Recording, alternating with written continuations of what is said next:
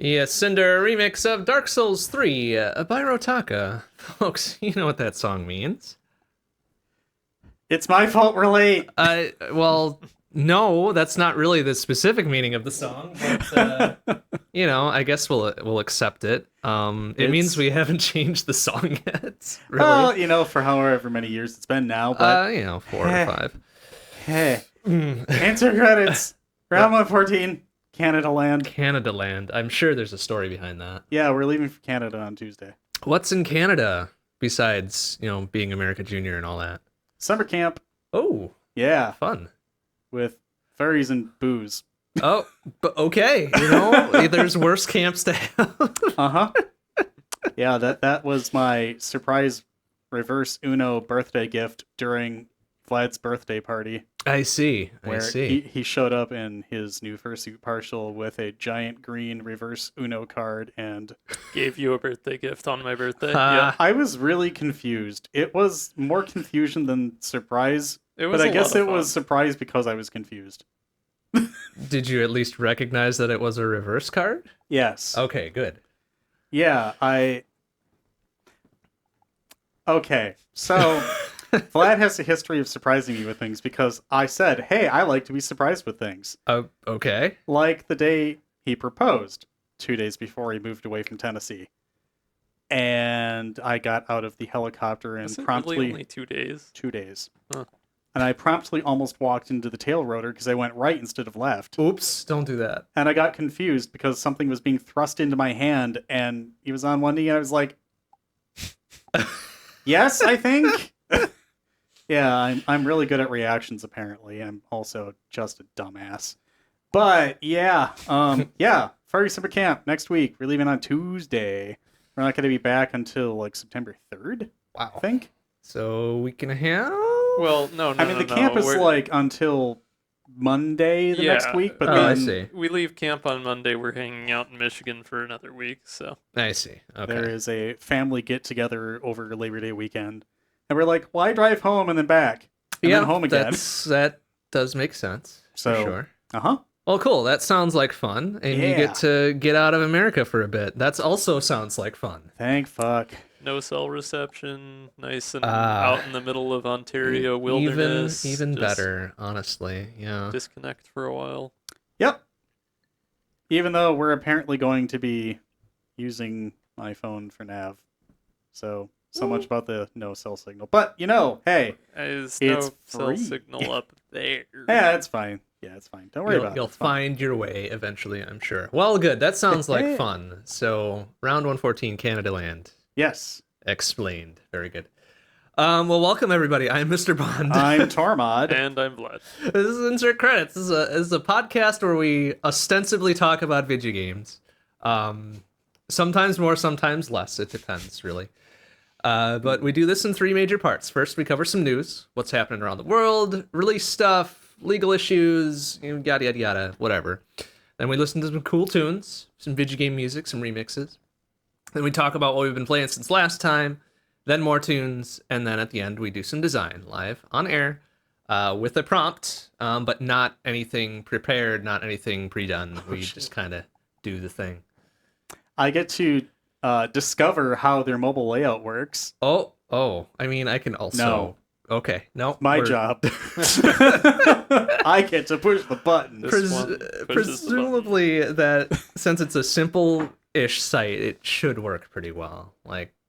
I would hope, but who knows? Yeah. You're the web dev. You should know these things. Look, Does it look like it's good? I don't know. I don't know. I haven't looked at it on mobile. Why would I when I've got a real machine in front of me? Yeah. But yeah, so that's always real good. So that's coming up at the very end after our 2 tune skis and our other 2 segments. Other housekeeping to take care of. The next few shows, we like to schedule these 3 out. What? I just forgot to get the calendar open. Oh no, again. I've It's got fine. my calendar up. I remembered this time. Yeah. So round 115 in September, we're looking at looks like the 15th. Yes, it's not on my calendar because you didn't invite me. You're yet. right, I did not. So none of these will be on your calendar, so don't worry about it. But does the 15th still sound okay? I mean, Yeah, it's halfway based through the on month. Seems good. everything? Okay. And October's then, the good one. Yeah, 116, round 116. It's a Friday the 13th, Hell so yeah. naturally, like that's I think by law we're required to do it. It's like the best month to have that happen in. It kind of is. You're right. 'Tis the Like, season. Yeah. Oh, I don't have the phases of the moon calendar up anymore. Damn. Oh, honk! If it was a full moon, then that would be. That did happen ideal. to us Did once. It happen once. It was like maybe last year or the year before. It was great. Did we make a big deal out of it? Yes. Okay, that sounds like us. Yeah. All right, and then that leads us into round 117, and oh my god, we're already to November. Uh-huh. I hate it. Yeah. Either the 10th or the 17th, I guess I would be all right with. Yeah. Do you favor one or the other? Well, I'm also going to look ahead to see when we're doing probably the 15th of December. So 17th is Very probably good. better. Okie dokie. 17th it is. I just want to make sure that we don't have like 6 17th. weeks between shows or something. All right, round 117, 17th of November. I guess that tracks. Good numbers. All right. Mm-hmm. I think that'll do. We usually just do the 3 out, and then time takes care of the rest. So that will end housekeeping, unless we've got more to speak of. But we already did the That round. sounds like a threat. I mean, maybe it is. So Don't worry, we don't got to keep moving schedule anymore along. after that. I mean, do you want to just finish out 2023? We can do that. I mean, I basically just did. You said the 15th, Yeah. right? Okay, that's I mean, gonna it's be what, almost 118. exactly halfway through the month. Like, Very good. Whatever. All right, cool. Then we don't need to do it next month. Hey, apocalypse! It can happen on New Year's Eve. There. Well, I Almost like mean, Christmas. if the Oops. apocalypse really was going to happen, we would have been done in 2015. Or was it 2013? What It the was- Mayans predicting? I don't remember. I thought it was 2015. There's like 7 but- different years that people told me because, like, oops, wrong. Mhm, We got yeah.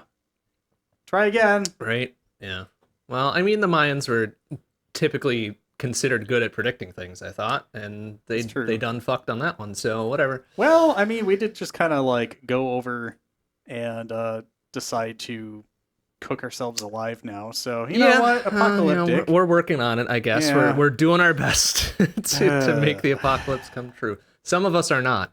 Some of us are trying for the opposite, but you know.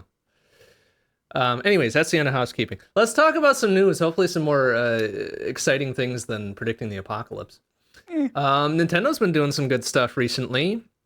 They have released Zelda Oracle of Seasons and Oracle of Ages on Nintendo Switch Online. Those are the 2 Game Boy Color titles. I still have never played them. I've never played a handheld Zelda game. Really? Ever. Have you ever played Link's Awakening? Like Nope. the quintessential, like the I very watched you first play handheld it. one. That was probably a while ago. That was huh? on Super Game Boy back at Probably my first apartment, I would imagine, or was that during Uh, college years even? I think it was when we were visiting your parents once. Oh, okay. That was a long time ago. And then you also played Z2, And which is probably the last time you played Z2. Probably, honestly, like that's not my most favorite of ones. Nah. No, there was an amount of family there. Mm-hmm. Yeah. Mm-hmm. Yep.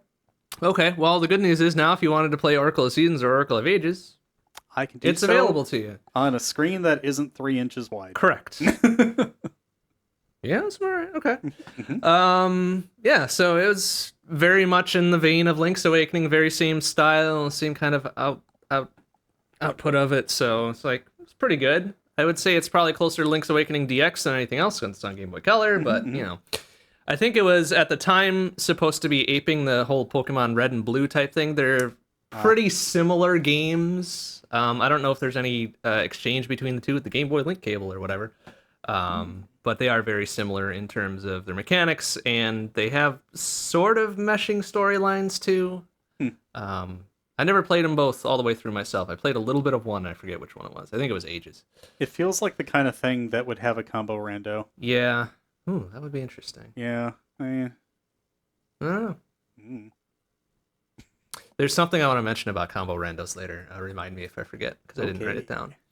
But yeah, so that just got released. That comes on the heels of the pretty wildly successful Link's Awakening remake that they did not too long ago as well. Which I want to play because I enjoyed the original rather thoroughly. And it looks cute. And it does look great. Like it's good. It looks pretty cool. But yeah. It's got the whole tilt shift effect going on. Yep. Very Tunic. Yeah, I little guess. bit. Maybe not quite to that degree, but yeah. Oh, Tunic. I'm excited! One of our friends visiting for birthday thing tomorrow is going to be staying overnight and playing Tunic for the first time. Ooh. We're chaining him to the couch. Ha. Well, good luck. Get far. Learn language, etc. We have to pick it back up. Mhm. We have like 2 golden items to find, and the thing we all know we have to traverse at some point. I'm not spoiling anything. Well, I know what you're talking about. Uh-huh. That was fun. I did like that bit of it. Did you make it through the main line at least? Yes. To the end? Okay, good. So we got the first ending. Very good. Okay. Excellent. Well, I never thought I'd say this sentence, but Nintendo did a good online thing. They've restored online play for Mario Kart 8 and Splatoon for Wii U. They had taken those systems offline for a while due to some compromise or hack or whatever that they couldn't figure out right away, but they have since now reinstated both of those. Okay. Nice. I don't know what the quality of those online play is. I guess they are extremely online games that I've never... Right? Okay, I haven't touched my Wii U since like 2017. So... I'm surprised they still have it. They didn't sell it off or whatever. No, I still have Twilight Princess HD new in box that I have never opened. It will happen eventually. It's just pretty. I guess. I don't even know what it looks like. I've never even seen anybody play that game yet, like on stream or whatever. I feel like they had to have re-released it again, the HD whatever, on Switch, right? It's been talked about, but never happened yet. Oh, it hasn't happened yet. Okay, well, I'm sure they'll do it, because if Nintendo likes one thing, they like soaking you for additional releases of titles. It's true. That is what they do. They can make another print of a different pose of the Wolf Link amiibo. Please? Wait, what? I'm not supposed to be encouraging that shit. Whatever. Hi! Oh my goodness. Hey, we have this thing called the 3D printer. That's... You can print as many wolf links as you want. Why would you do this? Because it's less expensive than buying amiibos. I mean, why would you suggest this? Because now he's going to be distracted for the rest of the night. Sorry. There's a lot of inner conflict going on right now. Moving hastily along. Inside use two wolves, etc. So, our legal news then. We've been talking about Epic versus Apple for a while. This is one of those quintessential things, kind of like the other legal issues that are ongoing that we're not going to mention because I just want to have a month off of those other ones. But Epic Games asked the U.S. Supreme Court to enforce an injunction against Apple to have them open up their app store to allow redirecting to external payment systems, not Apple Pay or whatever the heck it is. However, the Supreme Court has denied that injunction pending Apple's appeal of that previous ruling. So, nothing is happening for now. I'm sure we'll hear more about it as Apple's appeal goes through the system, but wheels of justice turning slowly, etc. So I'm sure we'll have more about that in the next 2, 3, 4 months or whatever. Fun stuff. Better news, the Quake 2 remaster has been released on PC and all modern consoles. Okay, so that was real. Yep. Like, people were shitposting a bunch. Like, Quake 4 was released. Woo! And I'm like, what? Yeah, no. What? Quake 2. I'm pretty sure, like, Saxon would have exploded if that were the case. But, yeah, okay. So, it's Quake 2 remastered. Yes, it's a real thing. It was released. It was very well received on Xbox One, Xbox Series S and X, Switch, PS3 and PS... No, sorry, not PS3. Whoa, that went one number too far. PS4 and PS5, and also PC. And it's also available on Game Pass. If you don't have it on Game Pass, though, you can get it for $10. It includes the original campaign for Quake 2, the 2 expansions they released, the campaign from Quake 64, yeah, that buddy. was a thing, Yep. as well as a brand new 28-level campaign made by the dev team that's been working on some of the recent Wolfenstein titles. Oh, Yeah. So all of that for $10. okay. Seems that's like some a hashtag value. a Okay. pretty good deal, right? So I was never into the Quake series. I never got into the Quake series. I was an Unreal man. That was my foray into the early 3D not open world, but FPS shooters of that vein. But that might be something I pick up and give a try because I'm interested in the history, if nothing else. Why not? Oh boy! Also, don't forget that Doom 64 was a thing too. It was, yeah. Like it had to have a competitor. Mm-hmm. Outside of Gauntlet, which Gauntlet. I haven't thought about Gauntlet in a while. your 5 FPS goodness. Yeah. They tried. They really tried back then. I mean, it was ambitious, and what they were able to do with it later was pretty good. But also, MIPS on the N64 with its chug frame rate. But oh boy. Yeah. It was trying, I guess is what we can say. Okay, so Rockstar. way back. I'm pretty sure we might have even covered this back in 2015. Yeah, we were doing a show. There is a big row they had with a modding group for GTA 5, which, by the way, is still going, where they banned that modding group from the GTA 5 online community for, let's see, what did I write down here? Allegedly, those mods containing code designed to facilitate piracy.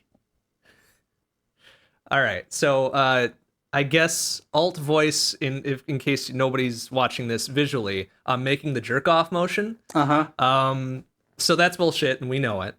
However, now, 8 years later, in the year of this 2023, Rockstar has acquired said modding group,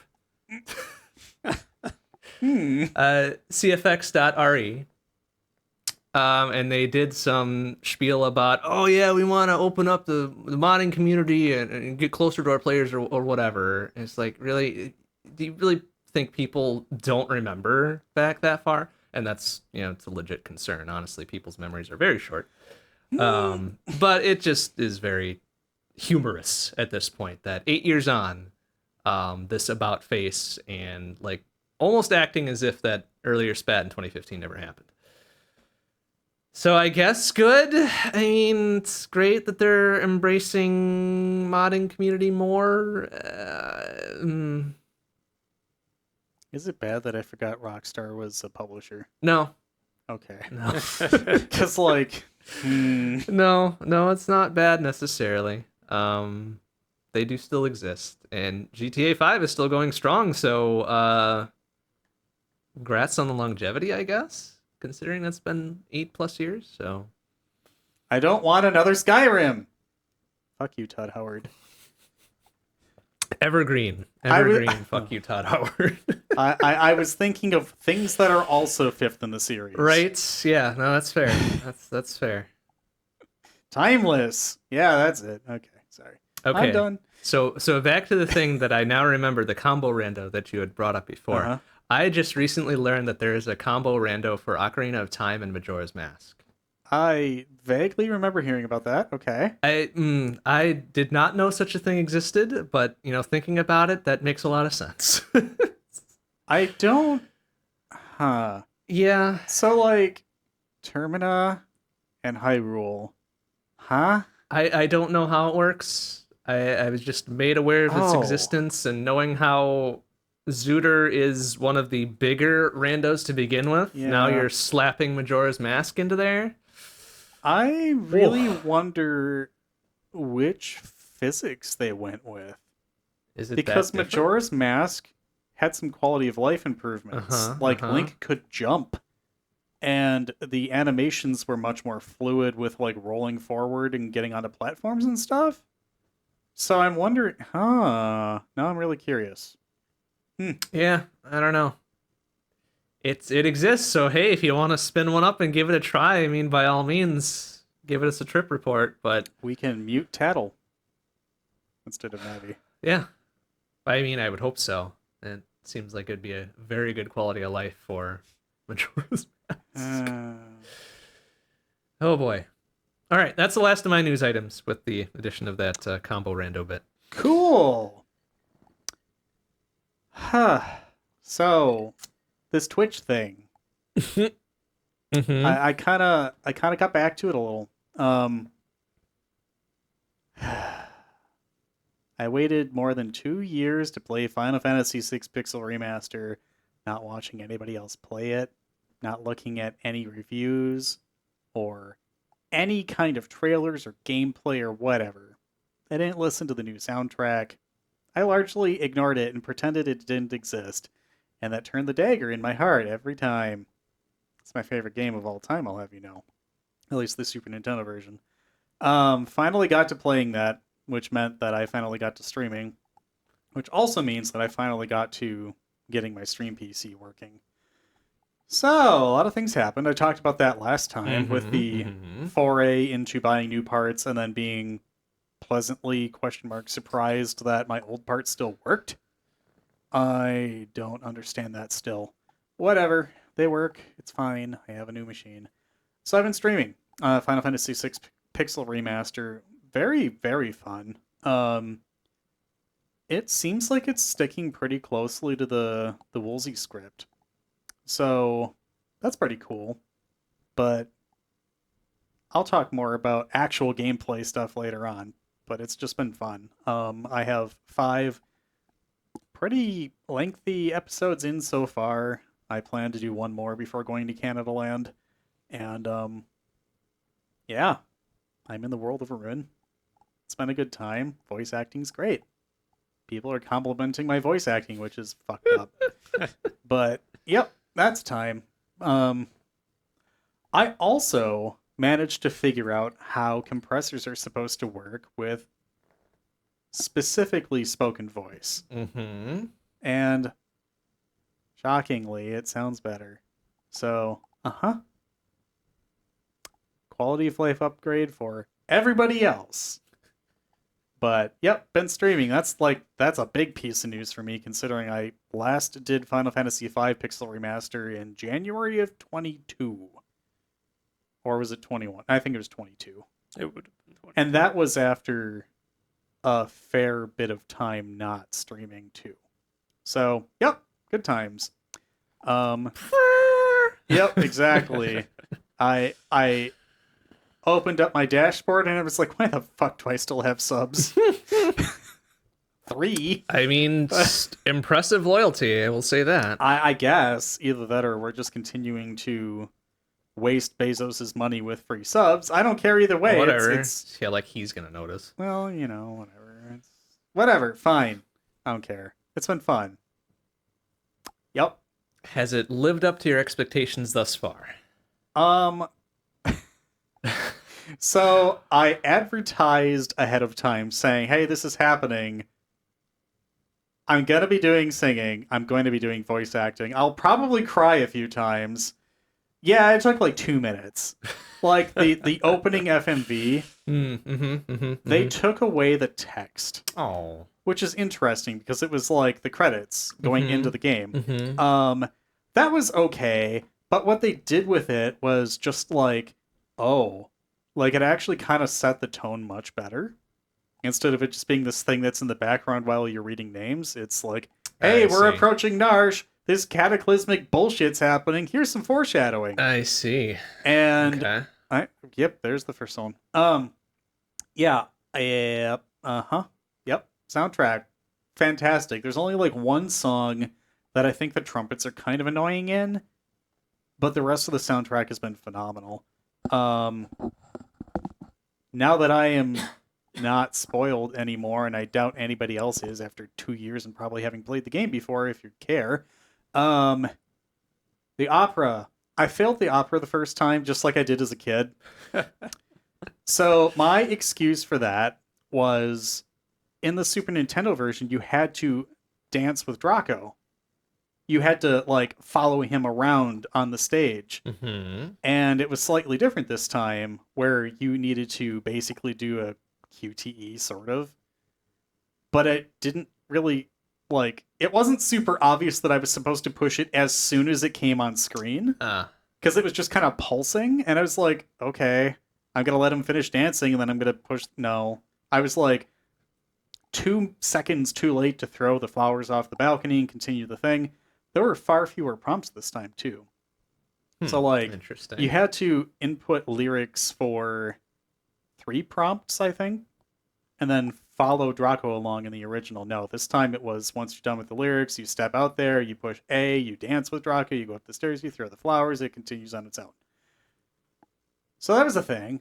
But also, like, okay, so the traditional point of view from Final Fantasy, everything until then, it was like pretty much head on, applied directly to the forehead. Yeah.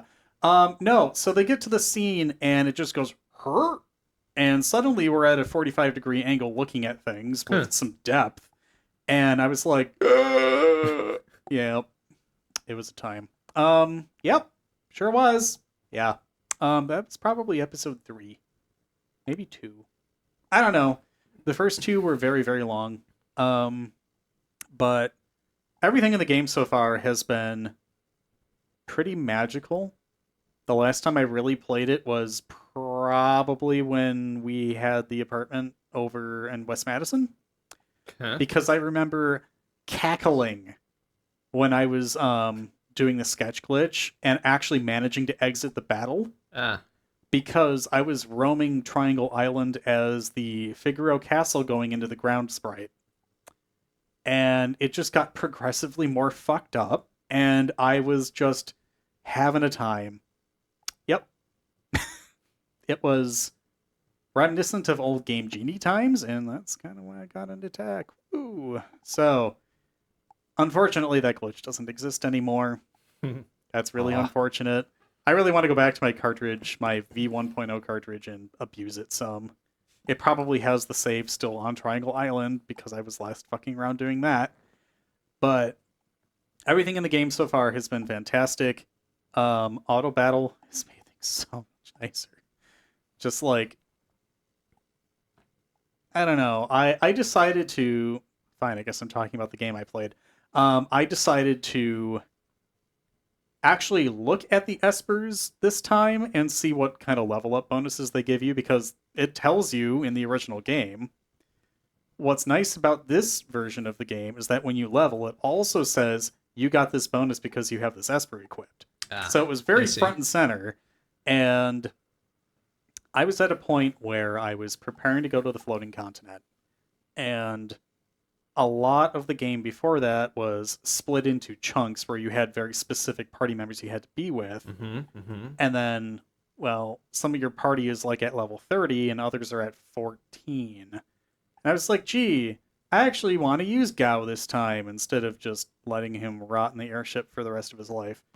So I had this idea because Gao has rages, which he learns on the Veld by basically leaving battle and chumming with enemies and coming back to you eventually.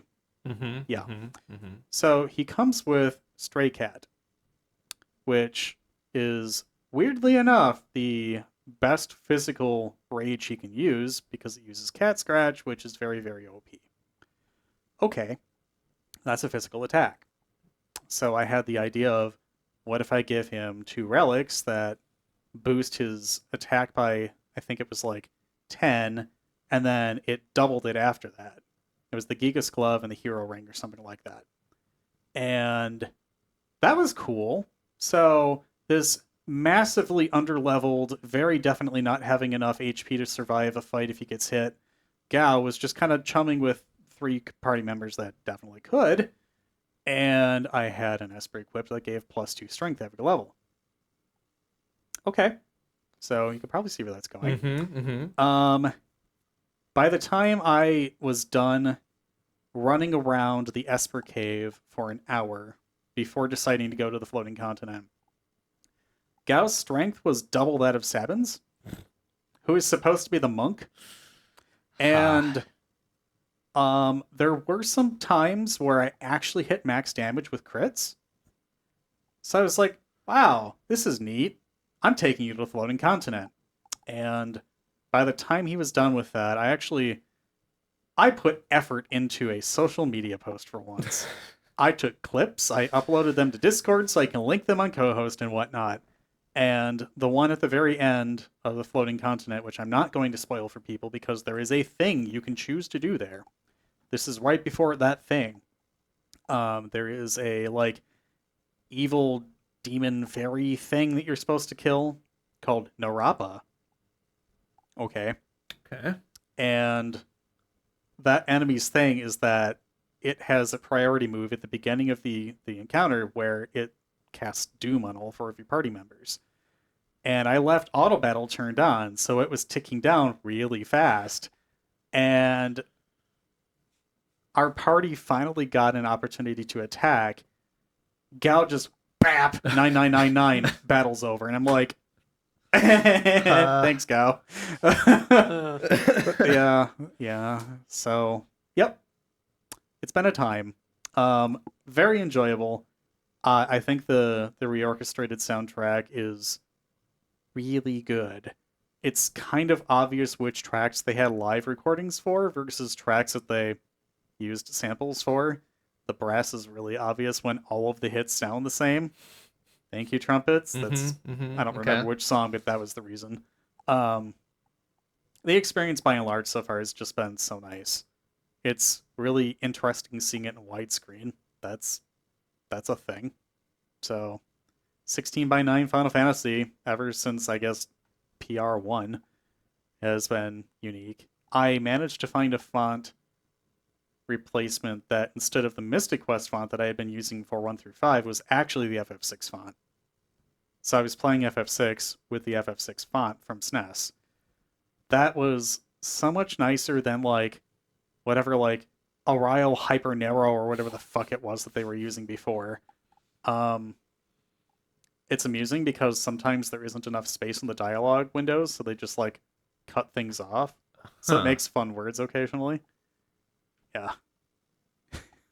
But I don't know. I have a bias. It's my favorite of the Pixel remasters so far. It still has a super solid story. Let's see here. It came out in 97.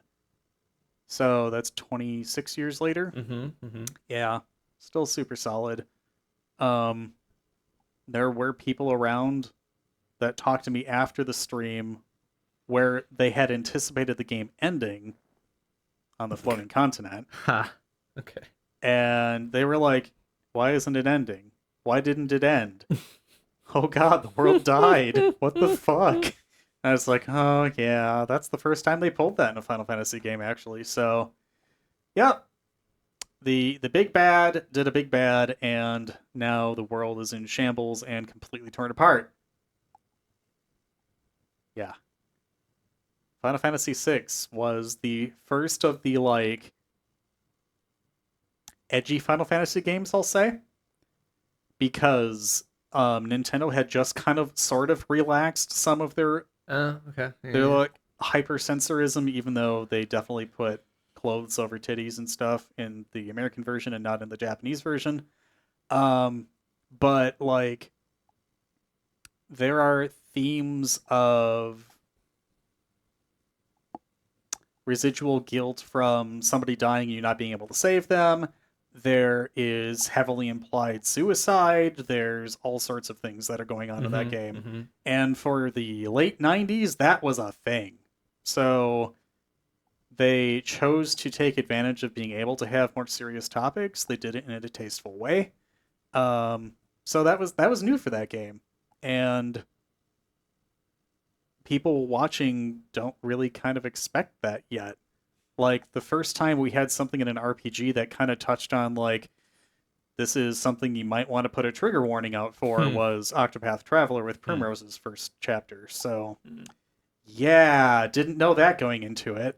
Oops. Yep. But, I don't know. FF6, especially the Pixel Remaster, gives me a weird kind of split vibe. Like, the original game was so good to begin with, but it reminded me very slightly of Octopath with the art style and just kind of how it felt in general. I really wish that we would get a remake done in the HD 2.5D style.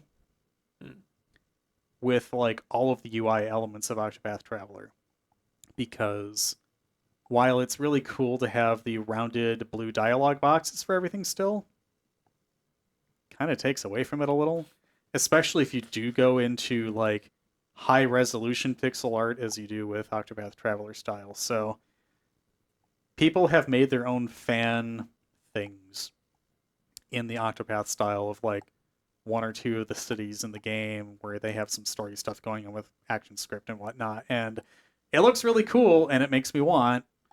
So who knows? Square owns everything, or whatever the fuck they're called these days. Is it Square Enix? I think Is it so. still Square Enix? I thought, unless something happened. I don't know. Like, oh yeah. So I went into Daryl's Tomb, which is one of the. Okay, it's not an optional dungeon. It feels like it's an optional dungeon, even though it's not. It's really fun.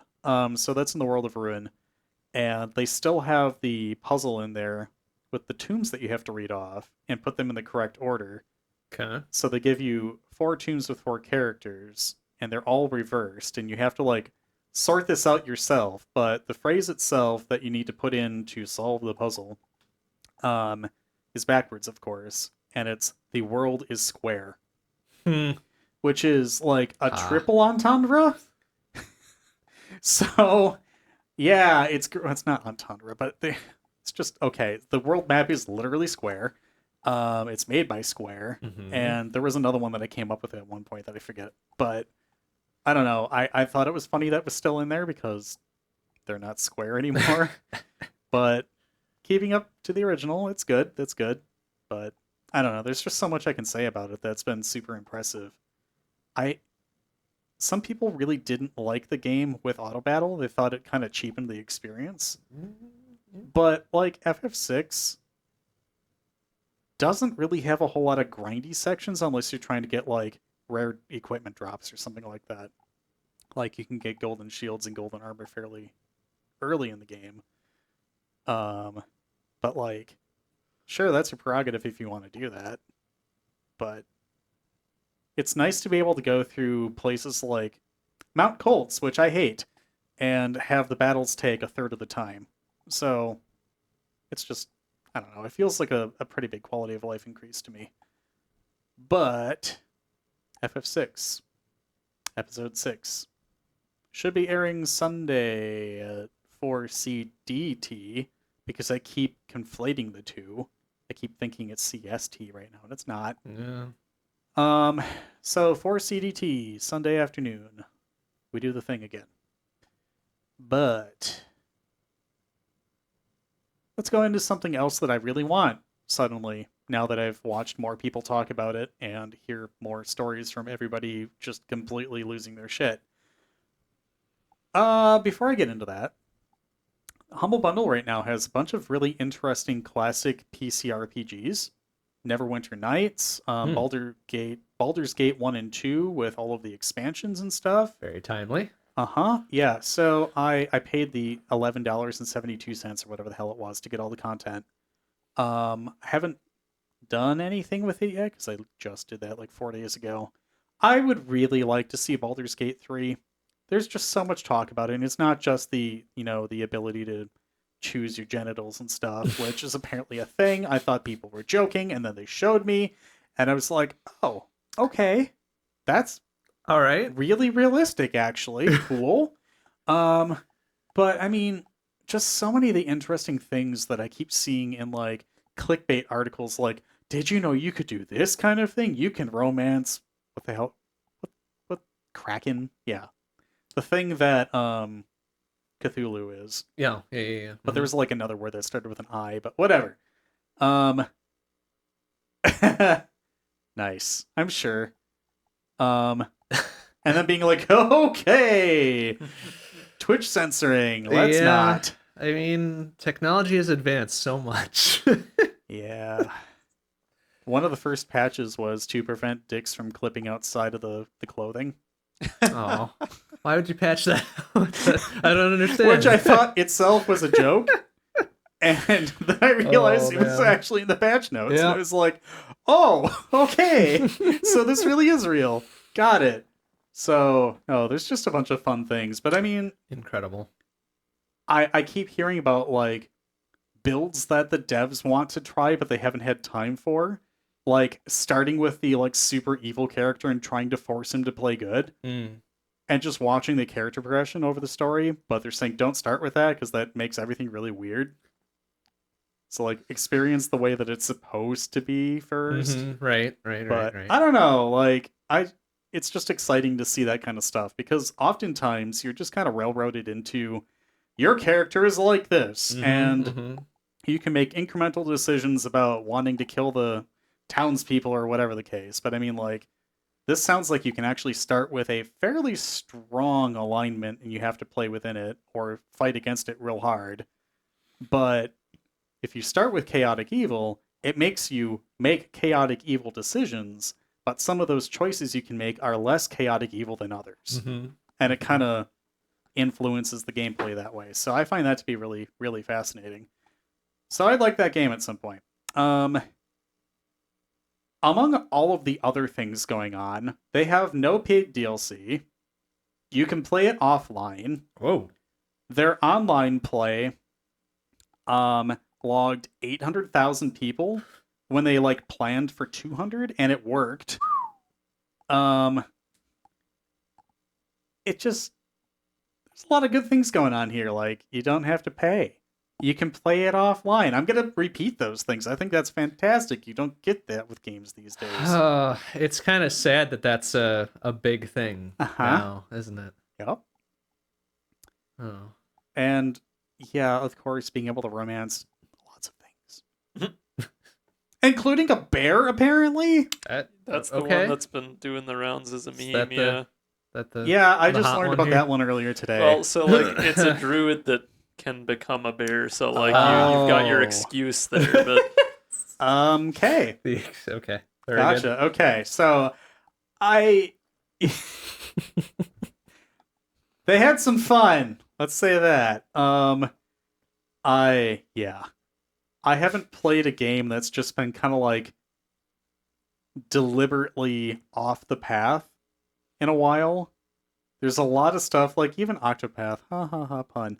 Was you have these 8 stories. These are the stories you're experiencing them. Right. Where it's like memoir format, but like this is interesting. Like an RPG that actually feels like it could be a tabletop game because player characters can do what they want by and large. Like I can have as many alignment fractions as I want. I want to play this way. Sure, go ahead. Pay the consequences. So, yeah, that sounds great. Let's see here. You know, we were just talking about bringing online play back for Wii U titles. Yeah. Okay. Oh, right. 10 months from now. Giveth and taketh away. Yep. 10 months from now, Microsoft is shutting the Xbox 360 store down. they couldn't have waited another year to make it to 20. I was just trying to think about how long that's been going. Holy shit. I mean, July the of Xbox 2024. itself was 2005. So Right. Yeah. I don't know if they opened the online store right away or not. Well, I want to say that Xbox Live with Gold came out like with the console. Well, Live existed on Before, the original yeah. Xbox. Yeah, so they would have rolled that right over, I'm sure. Or very shortly thereafter if it wasn't Yeah. immediately at launch. Because I seem to remember it being at launch because people were paying for things that they could like customize their avatars and shit with. Sure. Oh god, DLC began back then. Yeah. July of 24, Xbox 360 store going down. Rip. Speaking of sales, 15 days ago to the day, the Nintendo Switch. Shut up. Sorry, I just had a really cursed thought. Oh no. The Xbox 360 store is older than Renby. I guess. Anyways, moving hastily along. Only barely, but yeah. Yeah. Back to Nintendo. So, 15 days ago, the sales numbers for the Nintendo Switch worldwide were compiled, and as of that day, 129,530,000 units sold between all of the SKUs. But that's pretty sizable. That's a few. Quite a lot. Yep.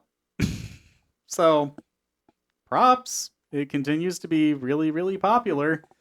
And now all of the rumors about the Switch 2 coming out next year are floating those around. have been going for years already. I know, but allegedly, like they have like suppliers leaking shit now and whatnot. Like the fact that it's going to launch with an LCD screen and things like that. I don't know. I hope it doesn't. That'd be kind of dumb. So the Nintendo Wii hit 101.63 million as of 2019. All right, so yeah, Switch has Okay. definitely surpassed that. I wonder what the PS2 sales numbers were, because that was probably the most purchased console of all time. Yeah. Really? Huh. Why don't you look that up real quick? That's a good question. I will do that. I know that there was talk of one approaching the other at one point, and I'm not sure if they already PS2 surpassed. was 158.7 million. Okay. Okay. That's still the top one there. Especially, yeah. So we'll see. We'll see. PS3 only made it to 87 million. Oh, only 87 million. Yeah, the PS3 was... I mean, it was definitely the odd duck in the lineup for that generation, I guess, architecture-wise. Yeah, actually, it outsold the... Oh, okay. So the 360 sold 84 million by 2014. Which I would have thought it would be more, because that sounded a little low, because that was very popular. But they had, I feel like they were still selling more after 2014, because they released the 360E in 2013. Like they were still putting them out for a while. But I'm trying to remember when we bought our consoles. Because I know you got the 360 and I got the PS3 at the same time. Yeah, that was very, very late in its life cycle. Yeah, because GameStop was trying to get rid of them. Would have been probably, let's see, either 2013 or 2014, I think. Yeah, that sounds right. I'm trying to remember what I even played on the PS3. I have a stack of games. I vaguely remember playing FF13. Couldn't tell you. Yep. Okay. Sounds good. I watched you play a lot of stuff, though. Yeah, I remember playing Mass Effect and BioShock, Gears of War, Uh-huh. and several Halos, and Batman Arkham City, I think, at that point. Yes. Yep. And a handful of other things. That was mostly it. And I think most of those now I can get on Steam. Yep. Uh-huh. Which is why I don't have that console anymore. Yeah. Yeah. But yeah. Just trying to think of like where I was at in my life at those times. Like when I picked these things up.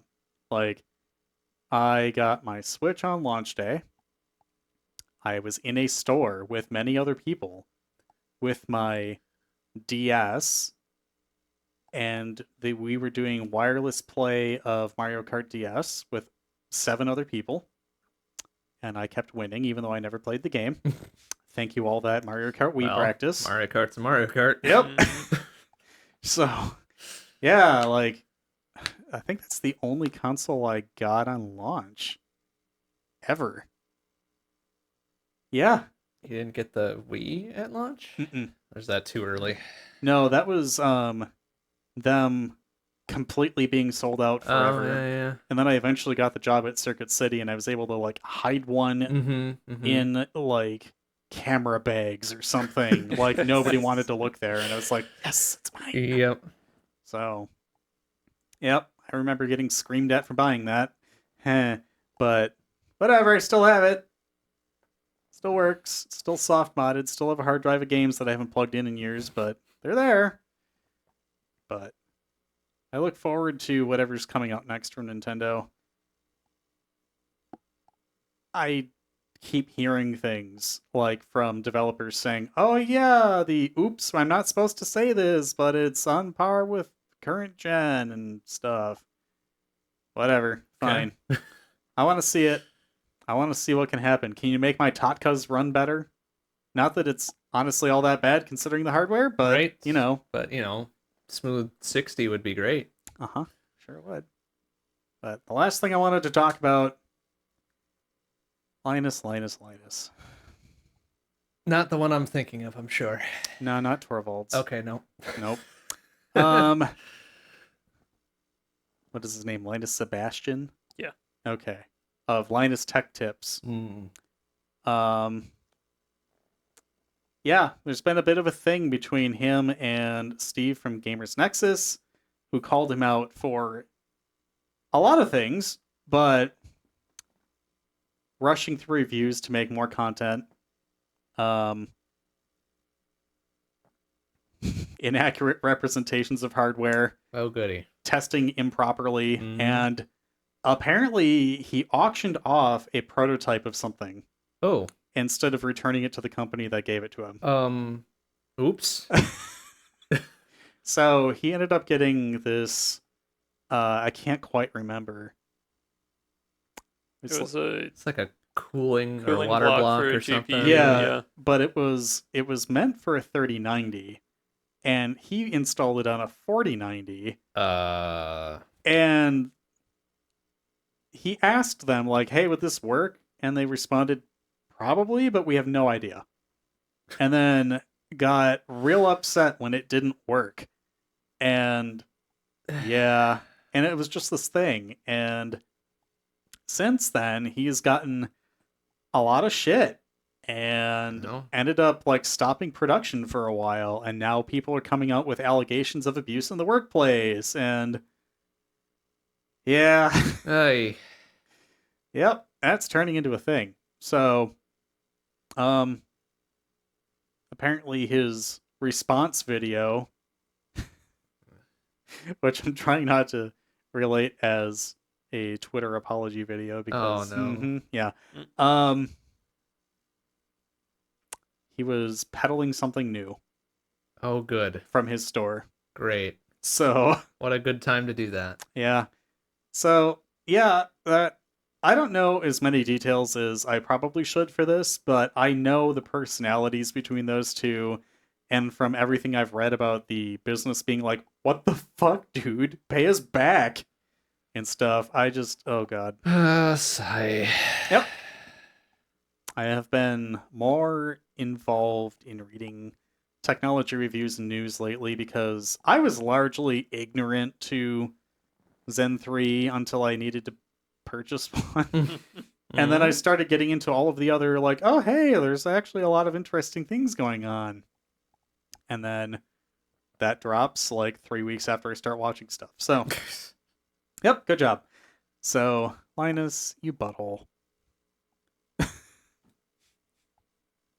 I hate it. I Same. really do.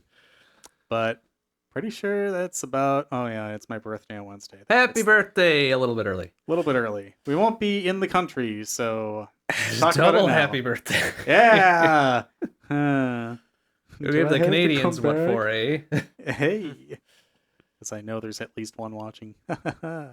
All right. So, rambling aside, finally...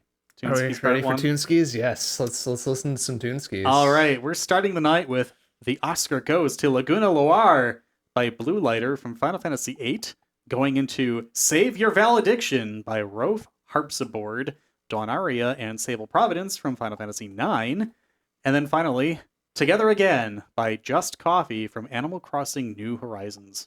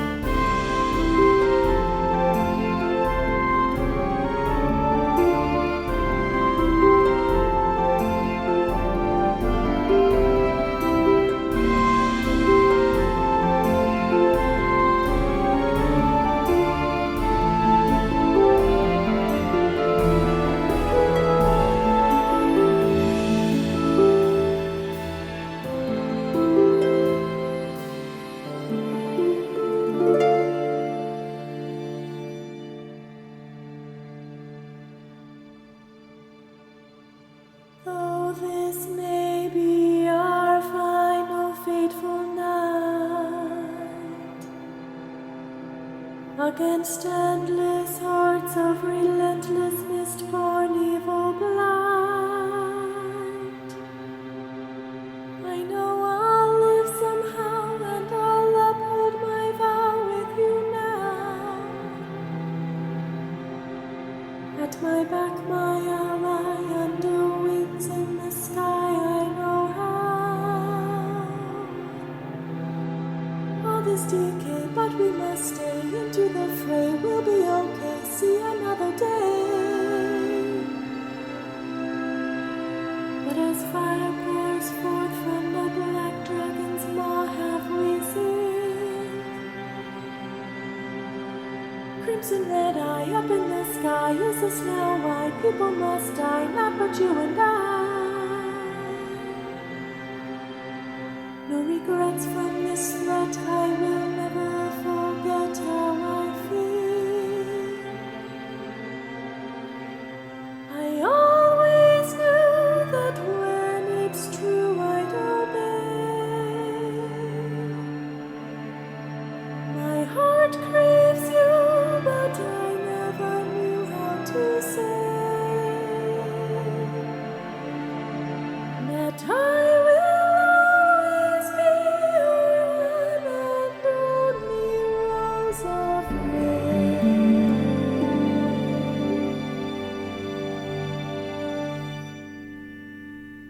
And I promise you'll never see the loss of me.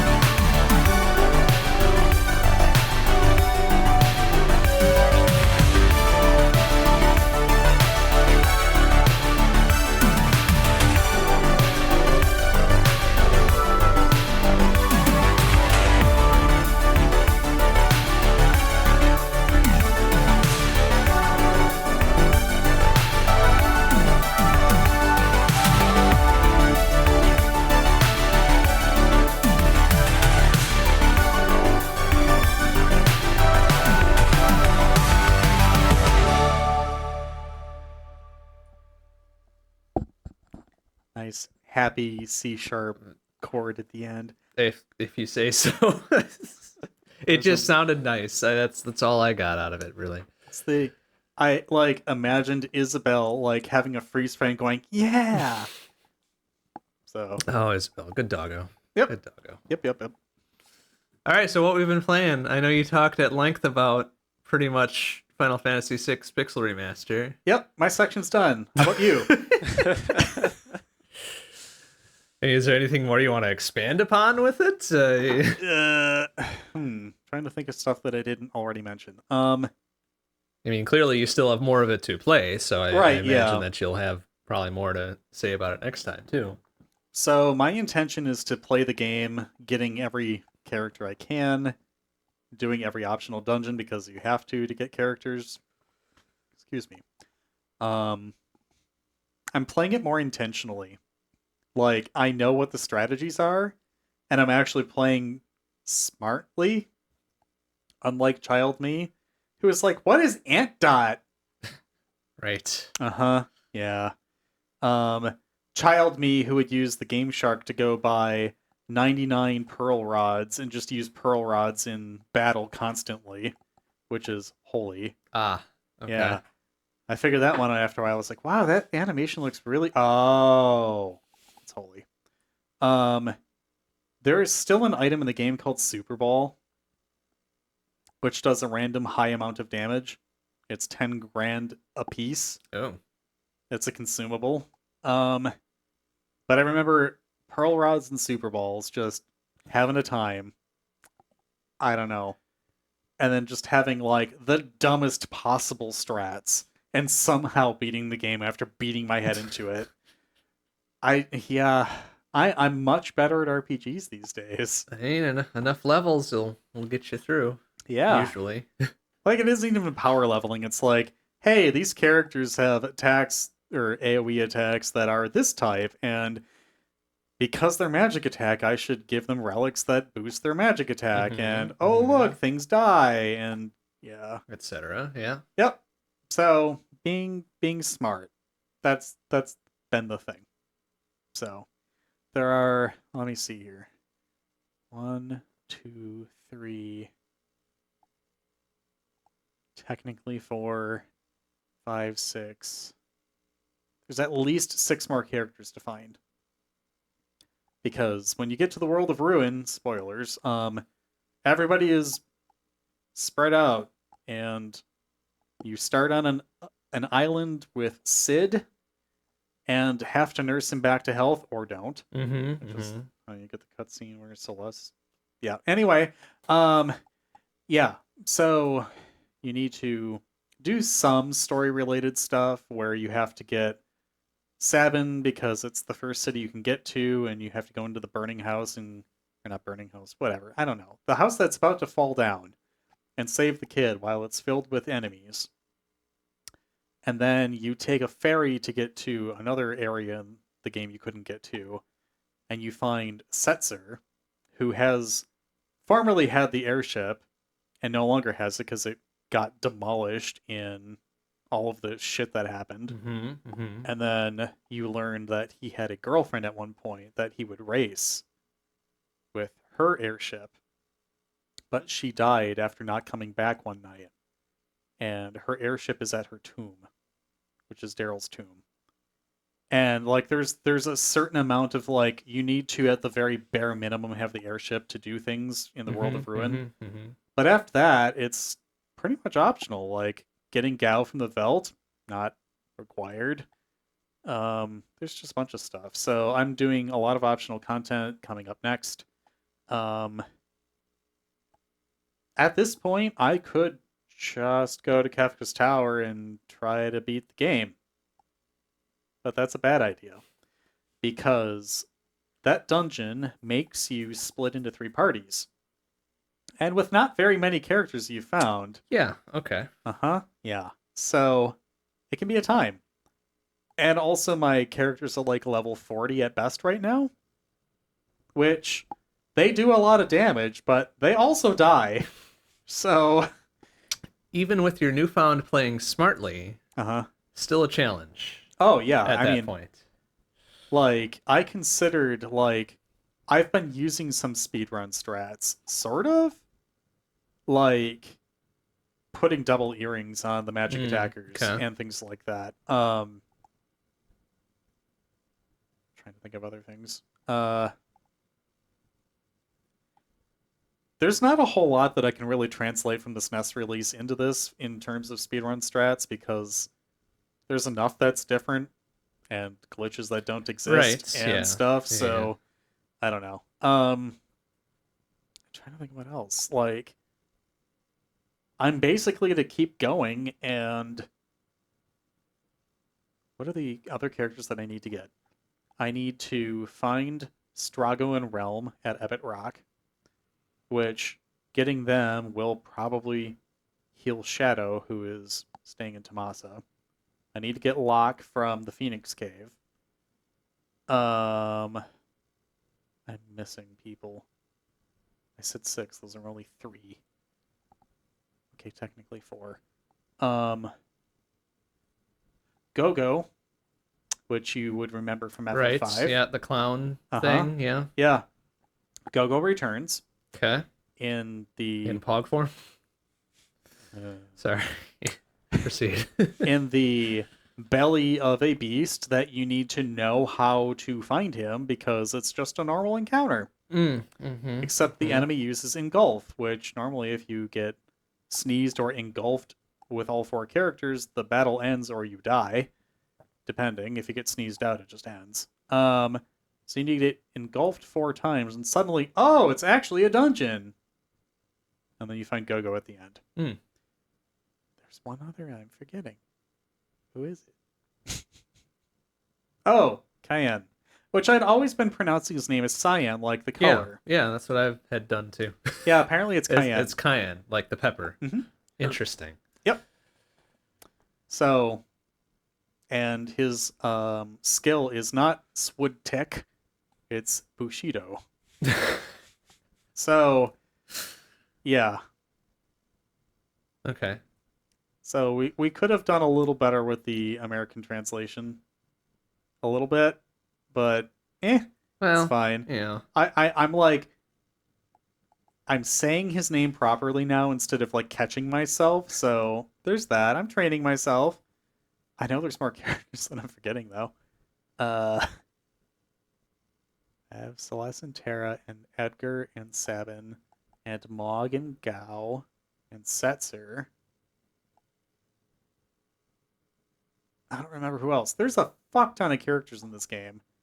And of course, the more you have, the bigger your parties can be at the end of the game. Yeah. So it's a good time. I'm looking forward especially to seeing how I do in the Cult of Kefka Tower, not Kefka's Tower, which is the end dungeon. Because the first time I played, I was a sweet, naive, dumb bab, and got to the very end of it and got party wiped. Oops. Because as the boss of the tower dies, it casts Ultima. Ah. And eventually I won on pure dumb fuck luck. Because I equipped Dragoon Boots and chose Jump. Ah. Okay.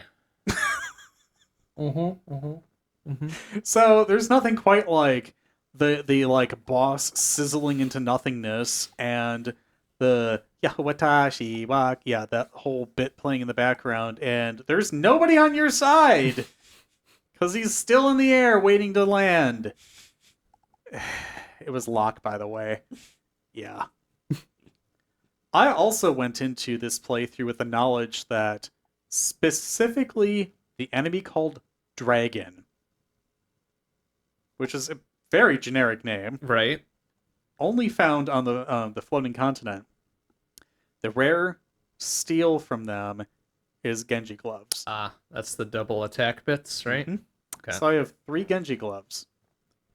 Oh, that I guess is a speedrun strat too. So at the beginning of the game-ish, when you finally get to the returners, you tell them that you will not help them save the world 3 times. And eventually it just says, well, fuck, I guess we're gonna die now.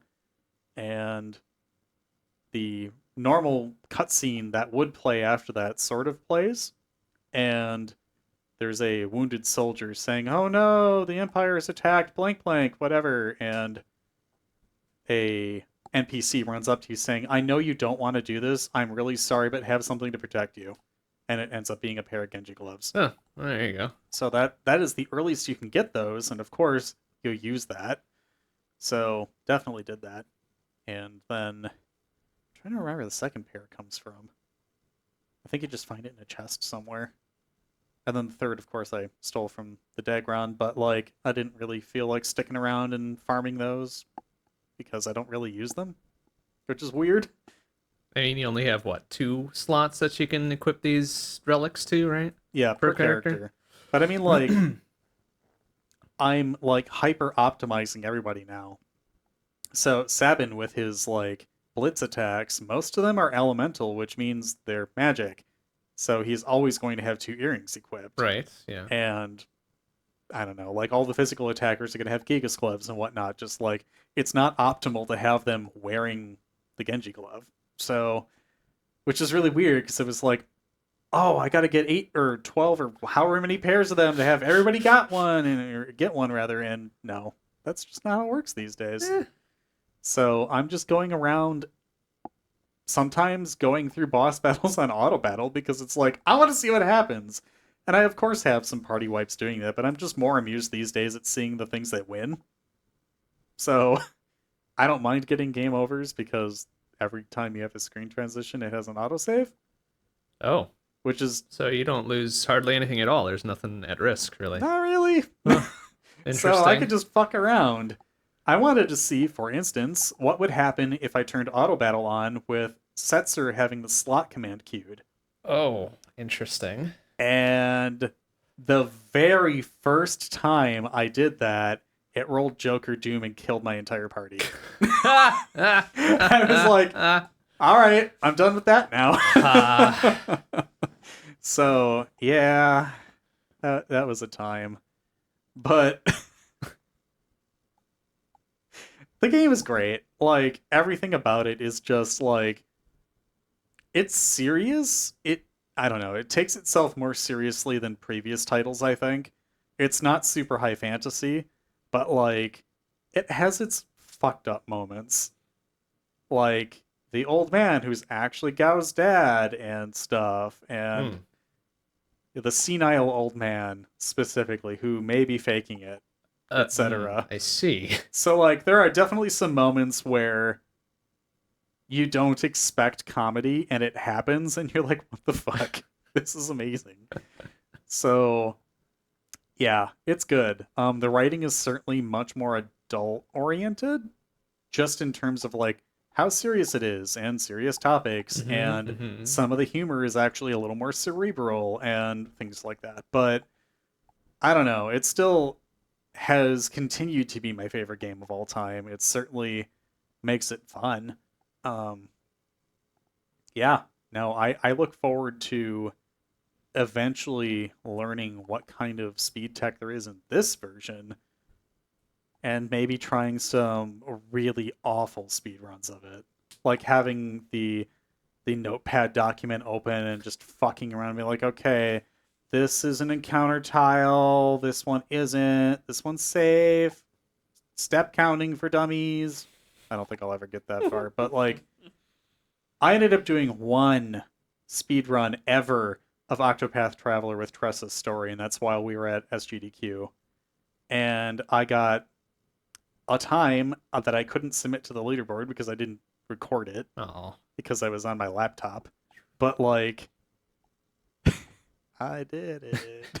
So I might want to do the like Babby's first terrible scrub run of FF6 Pixel Remaster at some point. Not sure how much more I can really say about FF6 at this point. I mean, you don't need to belabor the point if you've come to an end on it. That's fine. No, I mean, like, there's always so many things to talk about with that game, because, like, as soon as I'm reminded of one aspect, like, I'll get excited for it and be able to talk about it. That's my memory style. I don't know shit until somebody gives me a cue that brings back memories, and then I'm like, oh, yeah! I feel like an old man too early. Well, I feel like Space 006 sometimes too, though. Because he operates very similarly. yeah, I guess you're right. Uh-huh. I guess you're right. Yeah. But FF6, great game. Go pick up the Pixel Remaster. The series of all 6 is always on sale in some form. It's cheaper buying them together than they are separately. The soundtrack is phenomenal. I want to find how to actually listen to those soundtracks in full instead of just having like the little snippets that come with the game as an extra download on Steam. But yep, real good. Real impressed. I hope FF7 doesn't get another remake. FF6 wants its time. The director for FF6 is saying, so when we doing this? In an interview. So I'm really hoping that there's enough pressure now where they're like, fine, we'll do it, fuckers. Because they have ignored it for very long. The previous release was on fucking mobile, and it was awful.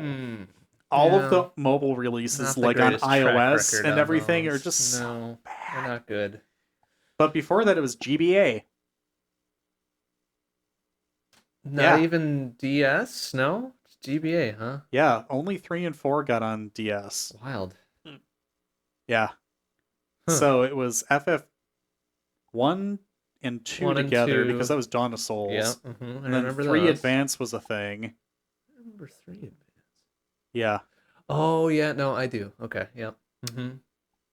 You protect your earballs when you play that one because Not good. Unfortunate. it's not good. They tried to translate the samples from the SNES, and Oh, it turned no. into almost as bad as Super Mario World did. Super Mario World Advance is awful. Okay. Yeah. It's like Super Mario World was alright. What are you talking? Okay. Yeah. Yeah. So, 6. It's time. I'll play the shit out of it. Thumbs up. I'm still 4 pixel remasters behind on that one. Oh, I played 1, but not 2, 3, 4, 5. so are any Yes. of the pixel remasters a part of Archipelago, or is it the OG games? No, it's the OG games. Okay, so gotcha, far as gotcha. I understand, I wouldn't doubt if people are working on it, because people are very particular about those sorts of things. Honestly, FF6, I would be willing to suffer through that, I think. I'm pretty familiar with it. Of course, then you'd have to know where like literally every check in the game Right? is, Yeah. which I'm okay at now that it tells you how many chests and items that you didn't find per area. But yeah, Yeah. I think at present, only OG1 is in Archipelago right now. that's the only one I've heard of. Yeah.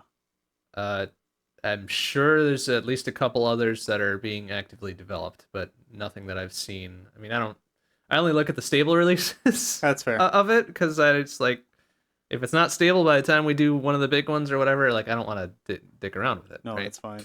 Tom, tell me you have good news. Please tell me you have good news. Ha. Did they fix Slay the Spire yet? I don't think so. God damn it. Oh. Because, like, I'd be willing to fuck around with that. Like, that's easy. I could mean, just- it's probably workable, but there's certain things you have to very specifically avoid so you don't fuck it up.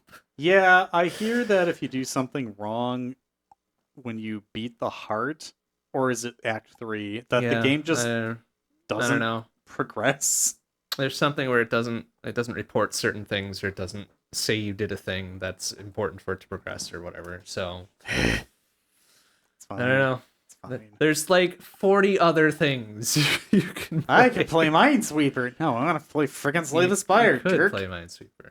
I don't know. We'll figure something out. But Whatever. FF6 in some form would be a very entertaining game to play in Archipelago. Just saying.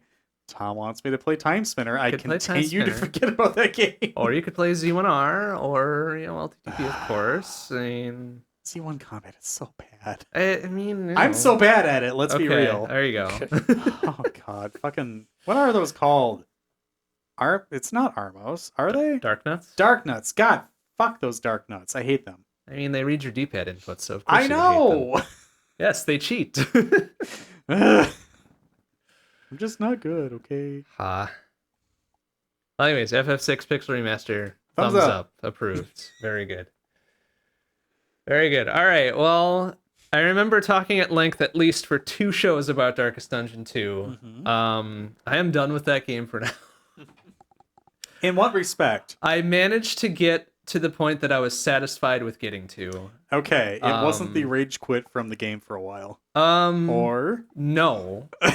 No. I wanted to get past 2 of the 5 major segments, and I managed to do that. okay. The mistake I made after getting to that point, though, was trying the 3rd major segment, at which point I got to the penultimate fight for the Okay. segment with party was doing good, people were happy with each other, was at more or less full health, and then I just got totally shit wrecked.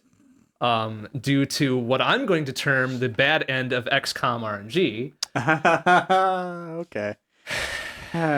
We'll call it Fire Emblem RNG. Also, for that me. would work too. Yeah. Like, it's the same type of thing. Oh yeah, we can hit through a 50-50 chance. No. All right, well they're gonna miss their 50-50 chance, right? No. See, I was waiting for it to be like a 98% success Oh, with Yeah, no, a no. no. I haven't been paying attention to the percentages for that. Usually it's something significant, like, oh yeah, 2 and 3 or 3 and 4 or whatever. It's not the little, oh yeah, 1 in 100 you might not hit or something. No, of course not. But People were anyways. complaining about that with Baldur's Gate 3 apparently. Oh, you need a 1 on the die Yeah. to fail. And Oh hey, look at that! Look at that! Imagine how that works. But Anyway, yeah, so at that point I'm just like, no, okay, like it was approaching the point of actual like real anger, not like haha funny, I'm gonna get mad and curse a bunch, and it's still everybody still has a good time. It's like, no, okay, time to put this away and move it to like a Sunday long play slot or something after I've had a chance to cool down on it, which, you know, give it a couple weeks and I'll probably go back to it. But sure. done with Darkest Dungeon 2 for now. I still like it. It's still a very fun game and whatever. But there are certain moments where it's just like, yeah, no, okay. Heart rate cannot take it. Yeah, right now. no. I have many breakable things in this room. I do not need to break any of them. So we'll say no to Darkest Dungeon 2 for a You bit. have not impaled the ceiling with the controller No, yet. see, it's no. Like I would have to really get up there to do it. And that was a celebratory thing, not a rage thing. The time I put a dent in the ceiling. That was So- Wii Golf, right? Yes, it was. Okay. I was there. I was gonna say I can remember some things. Yes, it was. So after Darkest Dungeon 2, I played Gravity Circuit. I haven't heard of that. Yeah, it's a Mega Man. It's essentially a Oh. Mega Man. Okay. Which it's a very well implemented Mega Man for sure. Lot of Mega Man-ish tropes in there. Your 8 main bosses, your Wily stages, your boss refights, and all that. Super tight though. Extremely good. Very good platforming and all that. Soundtrack. Tasty. Is it chippy or what is it? It's closer to chippy than not. Okay. But extremely good. One thing I discovered about it probably yesterday as I was just listening to it for Grinsies, all of the level intro themes, like the short 10 to 15 second jingles, they're individual per stage, Okay. which I didn't notice when I was actually playing the game. Like you hear that da, whatever. Okay, yeah, the stage intro or whatever. But they mix the boss theme into the second half of the jingle. I'm just like, oh, that's cool. It's I neat. love it when games do that. Thank you, Yeah. Octopath. You did such a good job. It's a fantastic, go of things. So even if you're not into Megamans or not really good at Megamans, it's a very approachable game. Okay. So Gravity Circuit, very fun. Go play it. It was one of the shorter ones, unfortunately, but it didn't overstay its welcome at all, and I'm happy that it didn't try to do that either, because I think the experience would have suffered a bit if they tried to extend it out more than it already was. But I had played through it once, just normal, whatever, and then I did a New Game Plus hard mode run, which wasn't very difficult necessarily at that point because I was used to it or whatever. But it was a very well done game just in general. Nice. After that, I started up with 30XDX. This recently came out of early access last week. Okay. Actually, I'd played it a bit on stream during the early access days, and I played it a little bit kind of in between as well. But my first go of it was on Wednesday this past week. I was thinking, oh yeah, it's out of early access now. It's got the endgame content or whatever. I sight read on the first run the endgame content, so I made it all the way through the entire campaign, quote unquote. Okay. But it was very cool. It was very fun. It still retains all of what makes 30XDX 30XDX. Very cool. Tell me more about what the game is. So it's a Mega Man. It's a Mega Man-like. Again, I didn't quite have enough with Gravity Circuit, so I wanted to go back to another Mega Man jump and shoot game. And just so happened that 30XDX full release happens. I'm like, okay, why not? But it leans more on the proc gen side of things, where all the levels are new each time you go through. It retains the themes and some of the major building blocks of the levels that you start to recognize after a while. But then your character progression is kind of randomized as well. You pick up different equipment, different buffs, and whatever. And I guess the RNG aligned for me on the very first run. I've got enough speed and attack power and health and whatever. I was able to clutch out through the end, which was very fun. Awesome. But I'm going to continue playing that for another couple weeks because it's a fun-ass game, and I like me some fun-ass games. SBC side of things, our shmup for month of August is Mr. Helly.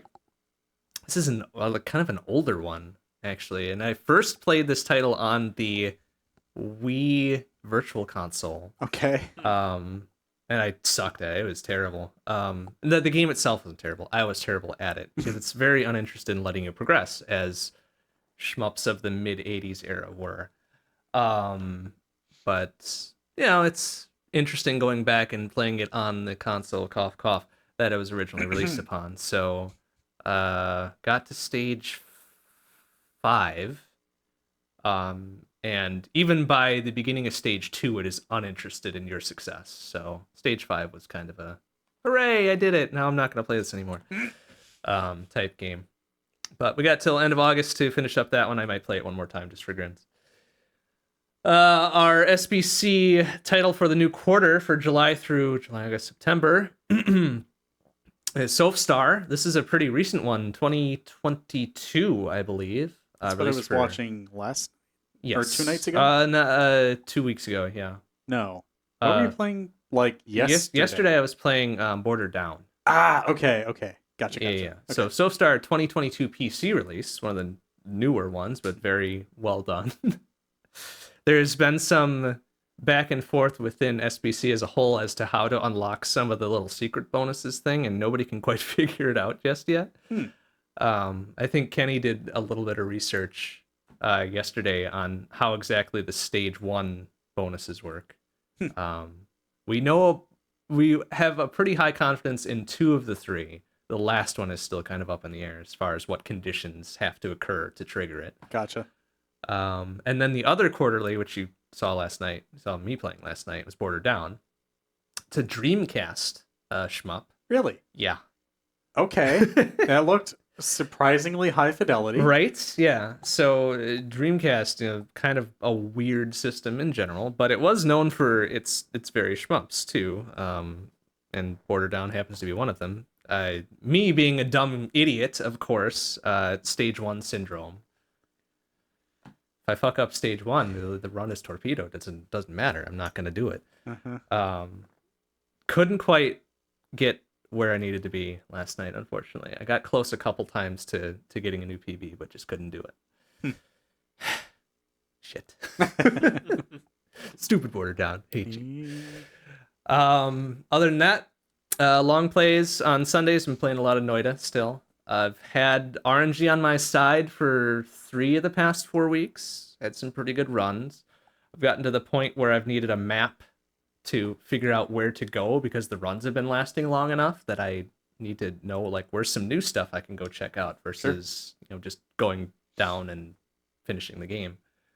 Had plenty of false starts, of course. You get a good run, and then you get a series of like 6 or 7 bad ones that end in a couple minutes. Mostly due to my own stupidity. Lightning bolts Hubris? in water, hubris, explosions. Oh, that's not going to affect me. Oh, yeah, it does. Oop. Yep, that's how Noida goes. That's Noida. I'm tempted to say the EI special again. Not many EI specials in Noida. Really? Okay. No. I kind of figured there'd be some like little offshoot particle effect. Oh god, I'm dead. Oh, I mean, you can find plenty of examples of that. I was watching a video just the other day, in fact, about this, of somebody trying to do... They were just waiting for something to happen. I think they were waiting for a bunch of lava to drain, and there was one little tiny pixel of polymorph portion next to them. Or no, I'm sorry, not polymorph, teleport.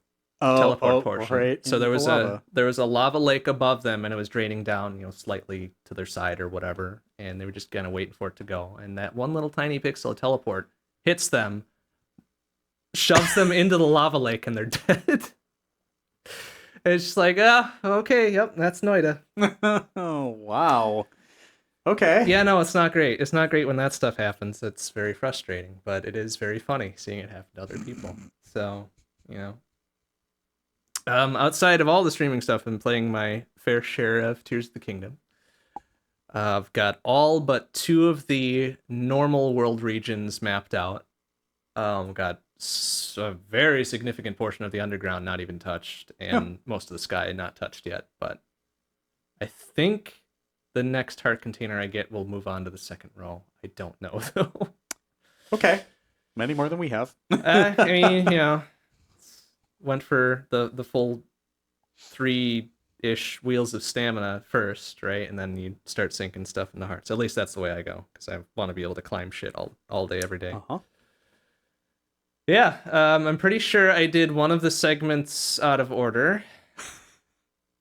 Or at least I did the back half of it first. Oh. Sort of on accident. I flew to a place that I probably shouldn't have been able to reach, and then had to deal with some visual issues, and then suddenly things worked out. So I'm like, maybe I should have not done that, but... Visual issues. Not visual glitches or anything, but I was in an area where I couldn't see very well, and I didn't have a way to not see poorly. Okay. That is fair. Yeah, but I did make it to the end of that segment, and then I'm like, wait a minute, I don't think that's how I was supposed to do that, but, whatever. Something starting with the back half of Right. Escape. Exactly. It kind of was a little bit like that, yeah. So maybe I'll go back and try to do the first half of that and see if it actually does the thing that lets me see through the second half of it. Nice. Okay. I don't know. It's interesting. It's very interesting. I'm excited. Haha, you get to play more of the game. Eventually. Uh-huh. I mean, we are about to leave Right, the country go and not play video games Into for the a week. wilds of Canada for a bit. This is true. But yeah, it's very fun.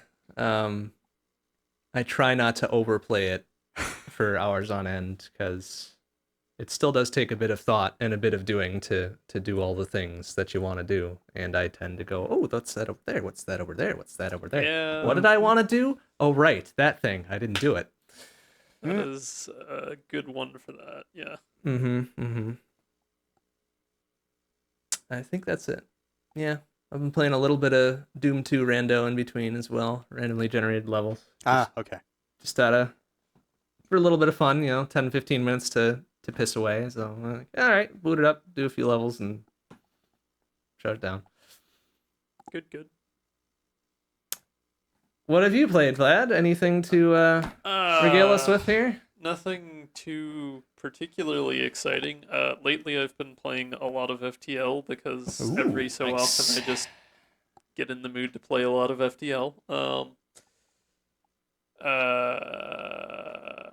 Before that, I haven't been on the show in a couple months. I did start playing Dead Cells a little bit. Hey. I didn't get too many runs in, but felt my way around the game. Certainly intend to pick that one up again at some point. The the usual Tetris, Minecraft, little bits of casual gaming here and there. Tears of the Kingdom, of course. There is one new game that came out in the last bit that's on Game Pass called Cassette Beasts that I picked up on a whim. That's actually been a surprisingly fun kind of Pokemon-like, more indie title. But it's there's kind of a level of quality that I expect from a Game Pass game as compared to, a AAA title or something from an established publisher, and this has so far pretty thoroughly exceeded my expectations for that. It's got the soundtrack has like full music with lyrics and stuff in it. It's like continues to maintain its quality visually and story-wise after you get through the intro in level 1, which is oftentimes like you see with indie games where they put all the effort in up front and then it falls off a cliff at some point. And it's it's novel, it's different enough from your traditional Pokemon battle mechanics that it's still interesting and there's new things to pick up on.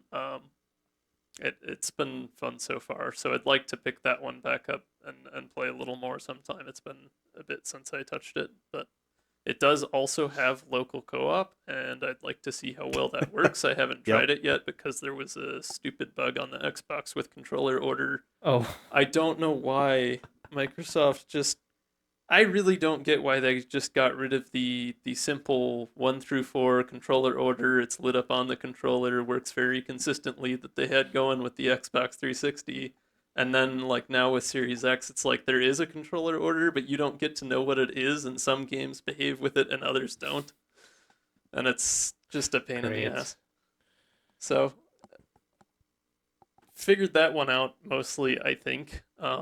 You have to turn the controller off that you want to use, and then when you're in the start co-op screen you have to push a button, and then if the controller that you pushed it on is the right one, then it's like, hooray, you get to do it. Interesting. Yeah, it's kind of fucked up. So it's easier if you start with the controller turned off.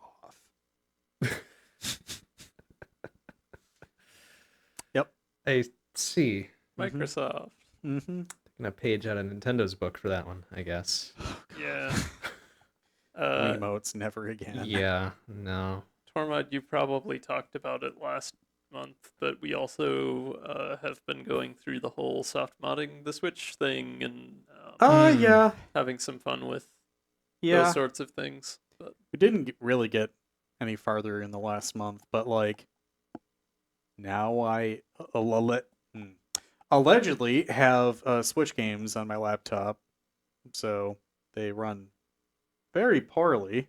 well, it's your laptop. I know, exactly. So I want to repeat the process on the desktop in the living room and see if it's any better.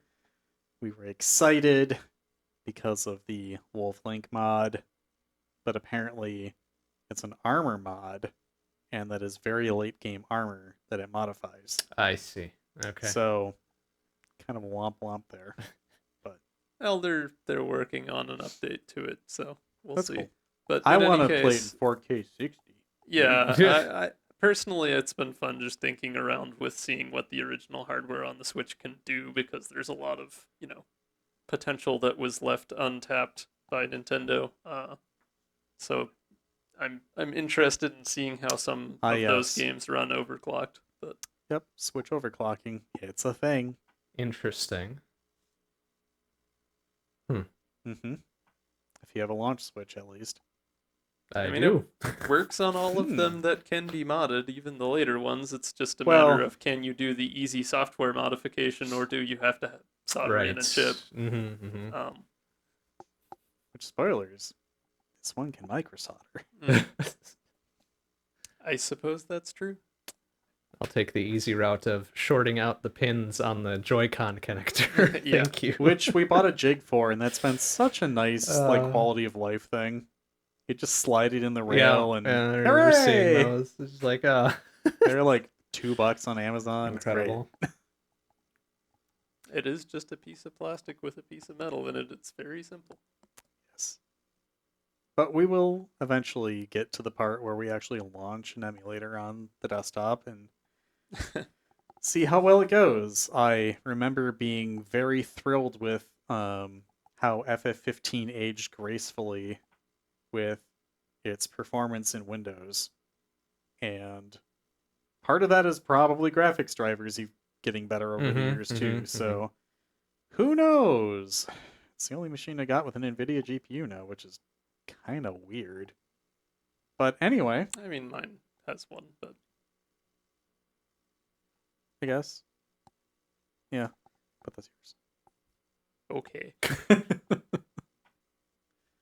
In any case, the other thing I did remember, I did briefly boot up for some shenanigans, Halo Custom Edition, if you're familiar. Yes. Because I had forgotten I had that, so that was a good time. That's always a good time for like 20 to 30 minutes of fun before I get tired of nonsense. Uh-huh. Yeah.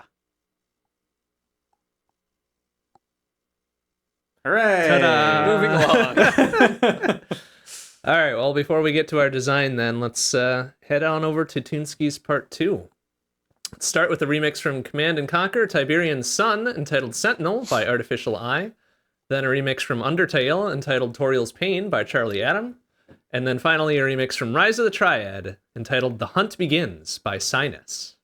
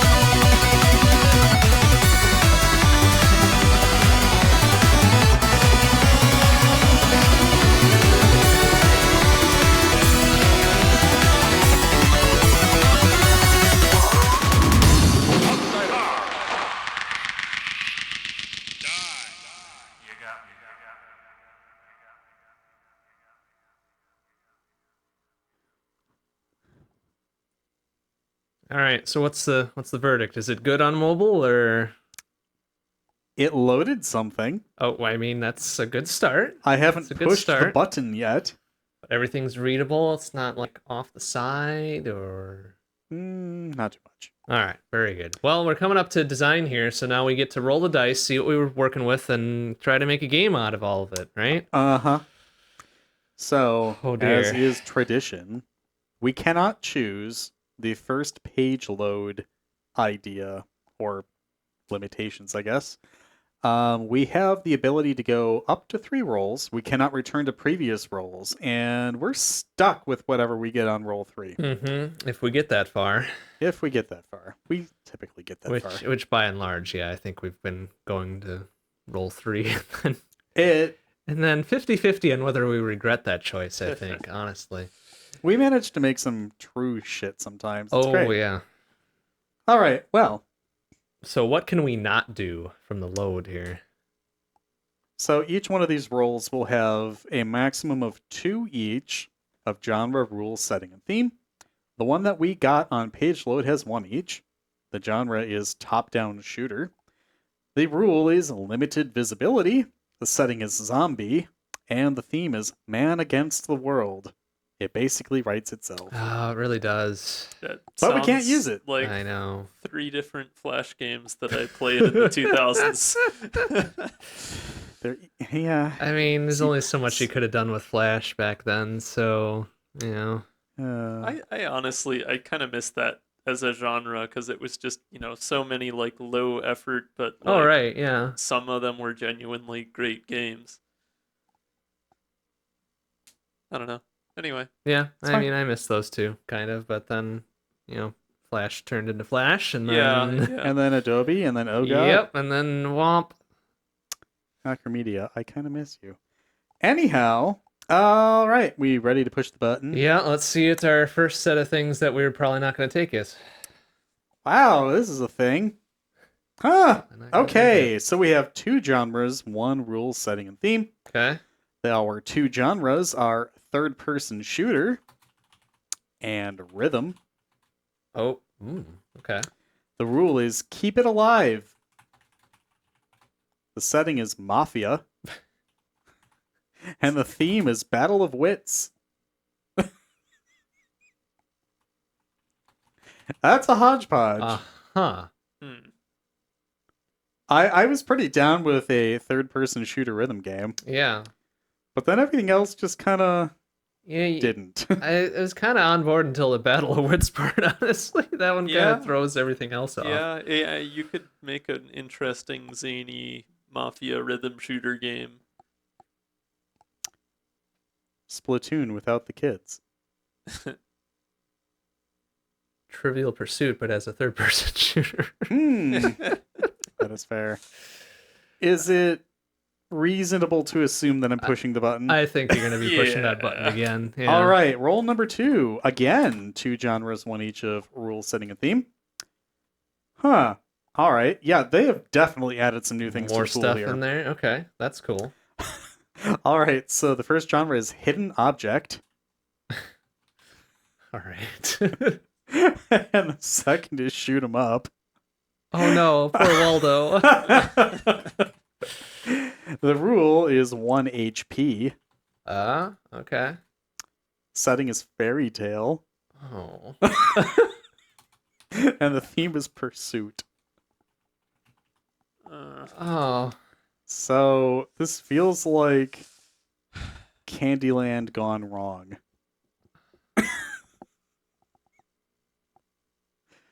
I, hmm. So 1 hit kill, Mm-hmm. hidden object shoot 'em up, fairy tale setting, and you're pursuing something. This Man. feels like a board game, It kind of does. Yeah. but like, yeah. This feels like a gambling on roll number 3 to me, but It really does. Yeah, I mean, ugh. I'm honestly trying to think of how you can turn a board game into a shmup. But I don't want to think too hard on it. Like the hidden object in there really it doesn't work. No. Unfortunately. No, it does not. Okay, I get roll 3, huh? I'm pushing the button for the last time boy. tonight. What have we done to deserve this? Oh. I think we got a good one. Oh, It's one each. okay. The genre's bullet hell. Oh, All right. that's a strong start. Yeah. Okay. All right. The rule is magic gone wrong. Well, that's Toho, but all It's right. chaotic Toho. The setting is World War. All right. All right, peak Japan time. The theme is reality is a dream.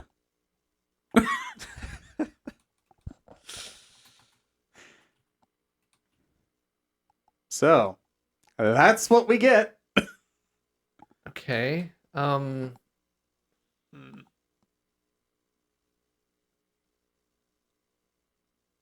Okay. A bullet hell match gone wrong. So, this feels like one of those Justice League episodes where there's alt history shit going on and they were like stuck in it and they needed to find a way out. I don't know if that actually exists, but my brain thinks it does. Hey, it sounds like it would be something that exists. So, You're not like, far off. this feels like the kind of thing where the reality is a dream thing would make the bullet hell magic shit feel like it's supposed to be there. Yeah. Uh-huh. And the magic gone wrong is the capitulation of the World War, the destruction of everything, whatever the case might be. But I'm trying to think of some way to deliberately combine magic into the bullet hell, as in, like, what's the ammunition? What's shooting?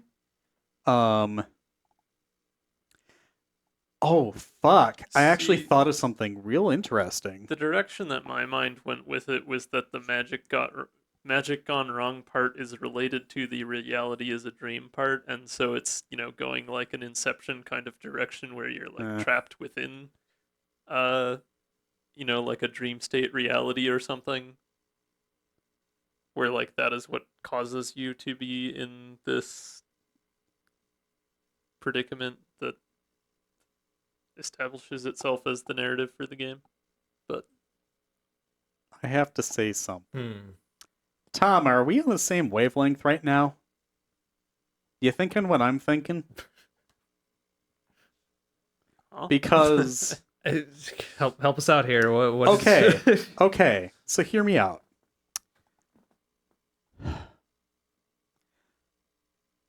The peak of the middle of Final Fantasy VI, the capitulation of what happens there, has you on the floating continent with the warring triad. What's supposed to happen is that Emperor Gestal gets control of all of the Espers and basically asserts control of the world. And that doesn't happen. But it could have. And it's literally magic gone wrong. Because the Warring Triad is the source of all magic in the world. And if you imbalance them, shit happens. And that's precisely what Kafka did deliberately. Hmm. Made Huh? the Judgment Ray and, like, scorched the earth and whatnot. And okay, so that's kind of neat. So consider the weapons that they had been creating. Not only did they have the terrifying thing that lived at the capital that you could wander into and need to run away from immediately before you can get into the Magitech research facility, but they also have, well, Magitech. And scaling that to size for war, I mean, they already had the Magitech armor and whatnot, and that was fine for soldiers and related, but what if they scaled it up? And that's precisely what they wanted to do, sort of, it's implied. So this Magitech armor that is capable of elemental beams, throwing out missiles, heal beams even, all sorts of different shit. Now you have all of the Espers at your command, so you can extract their magic to do whatever the hell you want, basically, with this Magitech armor. And of course, it shoots things occasionally. It is certainly magic gone wrong in many senses. World Wars, what they're trying to do, it's the resurrection of the War of the Magi, and Reality is a Dream is definitely the kind of like bad dream thing that could have happened but didn't. But you're stuck in it. And I say that because there is a scenario where you are stuck in a bad dream in the game. Not going to spoil that. Haven't gotten to it yet. So it's just kind of weird how like that all works. I know I can't use it, but it's a thing. So you're basically just saying that this is FF. I mean, like, you could absolutely make something that was adjacent to FF6 from this specifically. One of the alternate scenarios that could have played out, but narratively did not. Right. I mean, we've talked about FF6 at length. Well, you've talked about FF6 at length tonight. I don't see why we couldn't dip into that alternate scenario for this. It feels like that's a bit of a cop-out. Because it really does feel like it's writing itself. Like, that scenario, like, I'm building off of somebody else's story that just happened to work directly into this. So, I don't know. I like it. I mean, I think it would be a real interesting, like, actual alternate reality thing to play in FF6. If somebody made a fan mod of that, that would be amazing. But so taking that for a moment, then what's the end game there that you're trying to undo some of this damage that's ultimately occurring because magic has gone wrong? So we could take it from, say, this perspective. So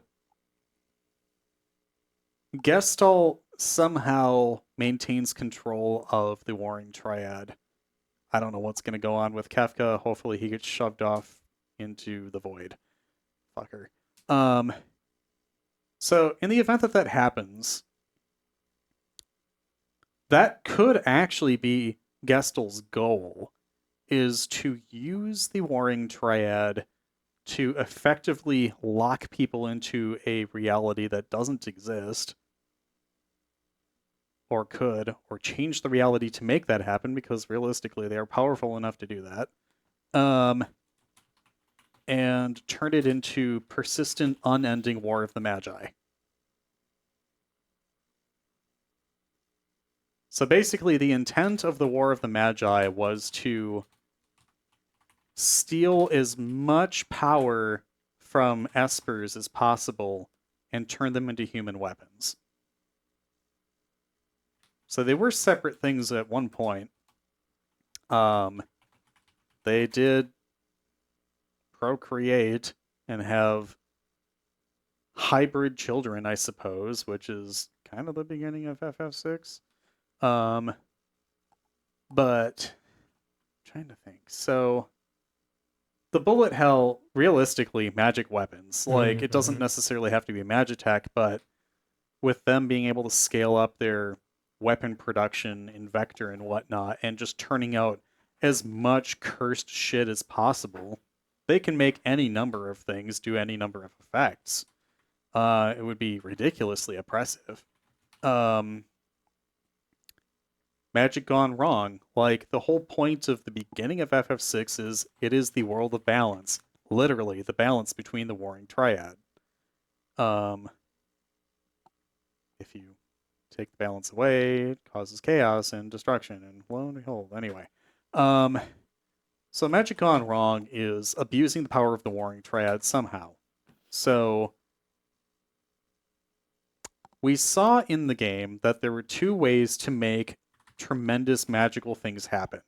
It was either stand in the midst of the Warring Triad because they're a triangle. Once you're inside of where they're kind of situated, you can absorb magic attacks, you can command them to strike down things like Emperor Gestal, things like that. Or you could deliberately adjust how they're positioned and cause chaos that way. It's much less controlled, but it is literally a weapon of mass destruction.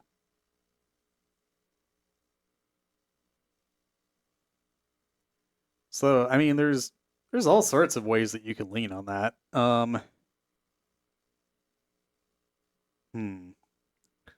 Magic Gone Wrong seems like it's basically that's the story.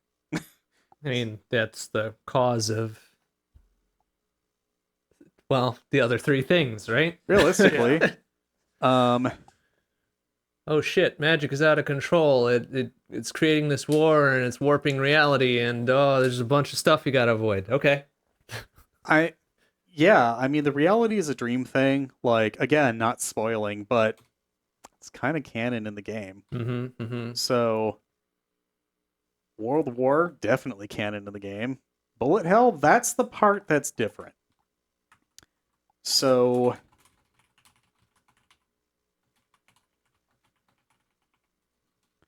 if we wanted to make that literally, like we have to use aspects of that genre in the game, instead of just interpreting it as, haha, it's war, there's bullets everywhere, of course it's hell.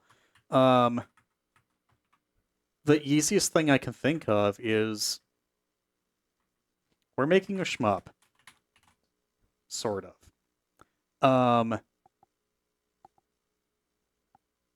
Say the scenario is Terra needs to fly toward Vector to stop whatever the hell is going on there, as it's the epicenter of all of the terrible. Avoiding all of the attacks from whatever. It could be the loose dragons that were spread onto the world as a result of the mass chaos from moving the statues, because that happens in the game. It could be the Ray of Judgment trying to strike her down. It could be airships going after her. I mean, there's just so many things that are canon. It would be interesting to have a bullet hell with Terra as the main character, as the player character, because she could be an Esper form, which gives her augmented magical abilities that she could use as special power-ups or smart bombs or whatever the case is against the magic coming at her. So, I mean, literally speaking, if you wanted to do an actual bullet hell, that works. The story is everything that we just talked about, and your end goal is to make it through several stages until you get to Vector and destroy whatever's going on, or put the statues back in proper order or something. Or destroy them, because we totally don't do that.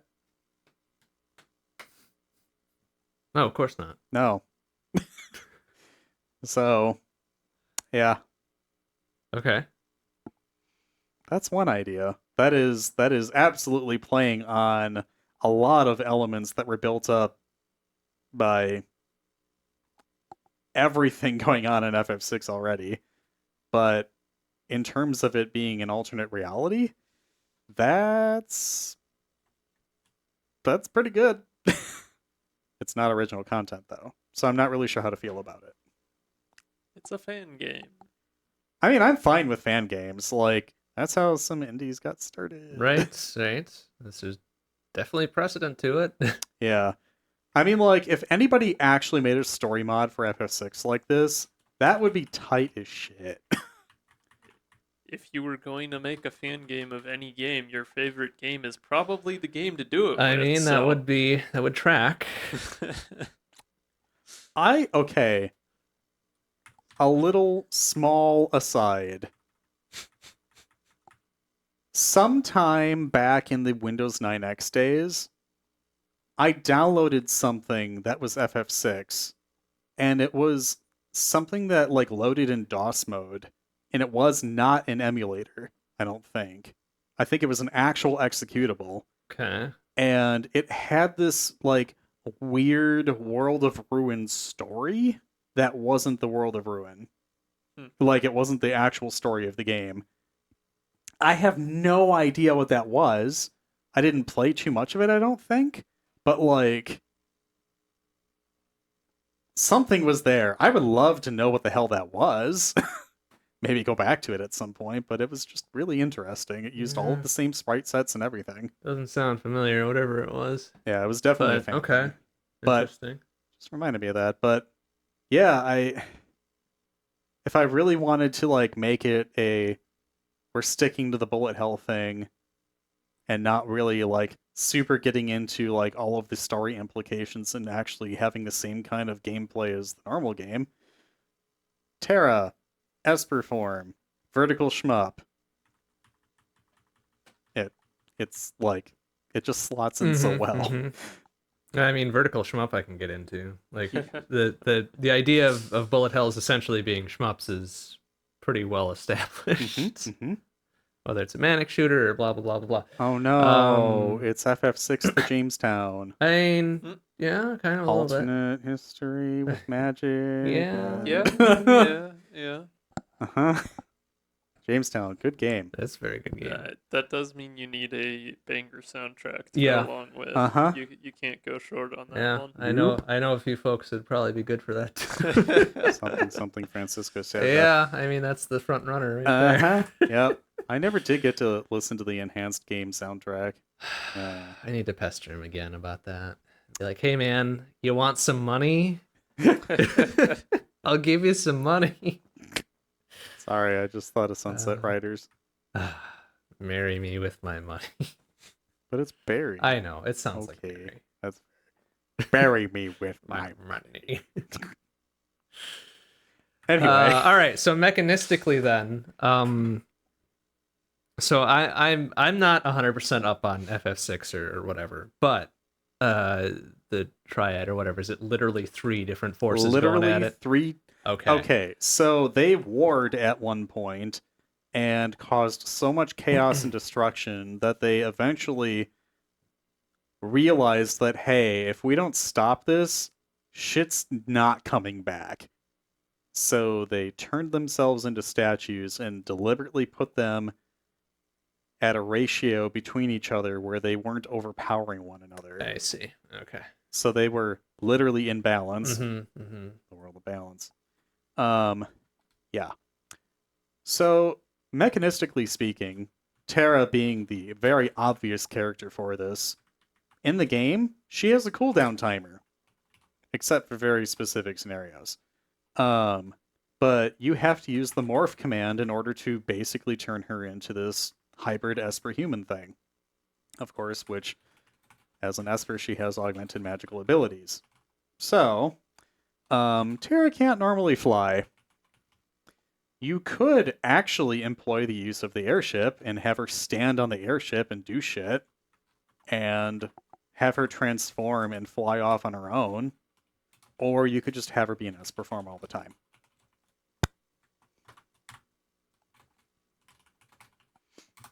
Okay. So I mean, you have some different directions you could choose to go with that. I will say that canonically, the airship got destroyed when the statues were moved, but that was also Kefka doing that. Gestel might do something different. And who knows where Kefka is? Maybe Kefka's the actual big final boss anyway. Who knows? Yeah.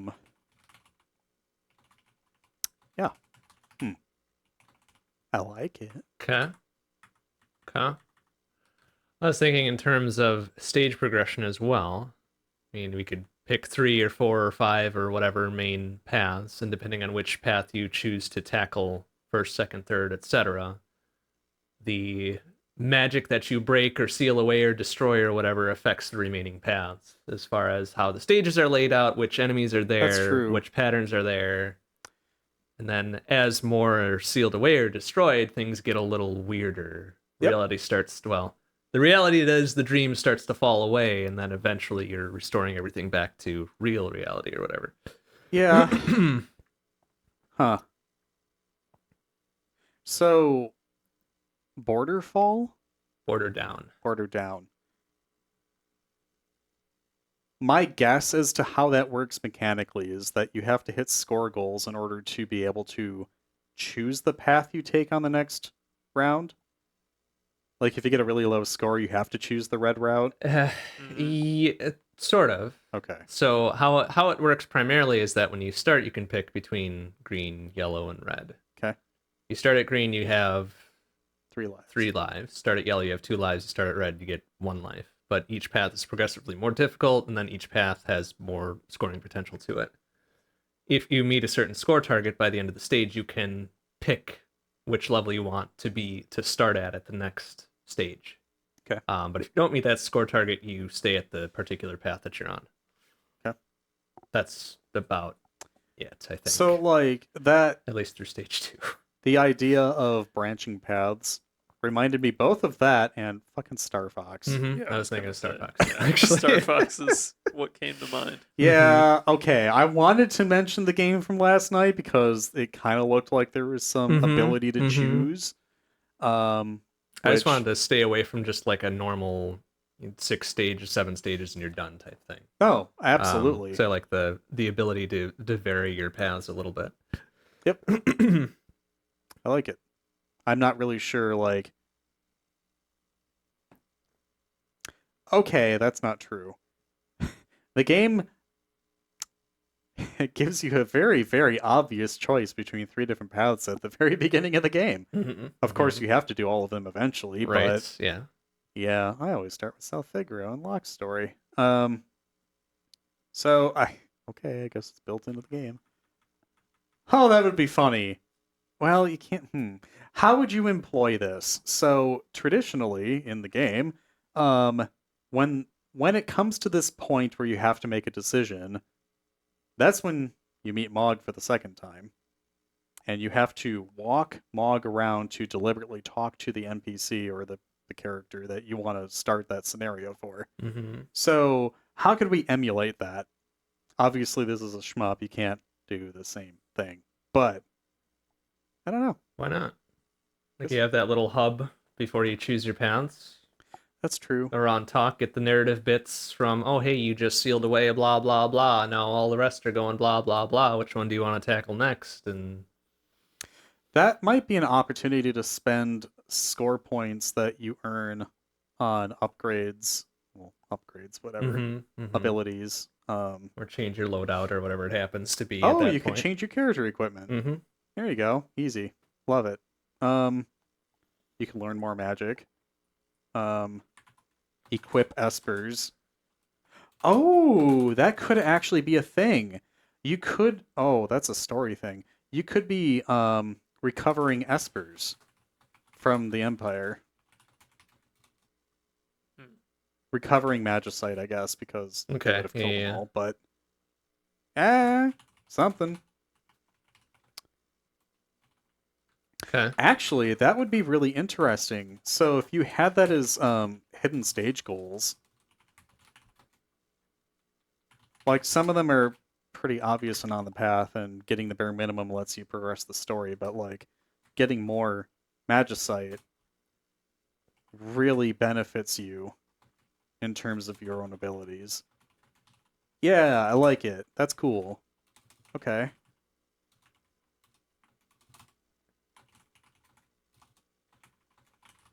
Okay. All right.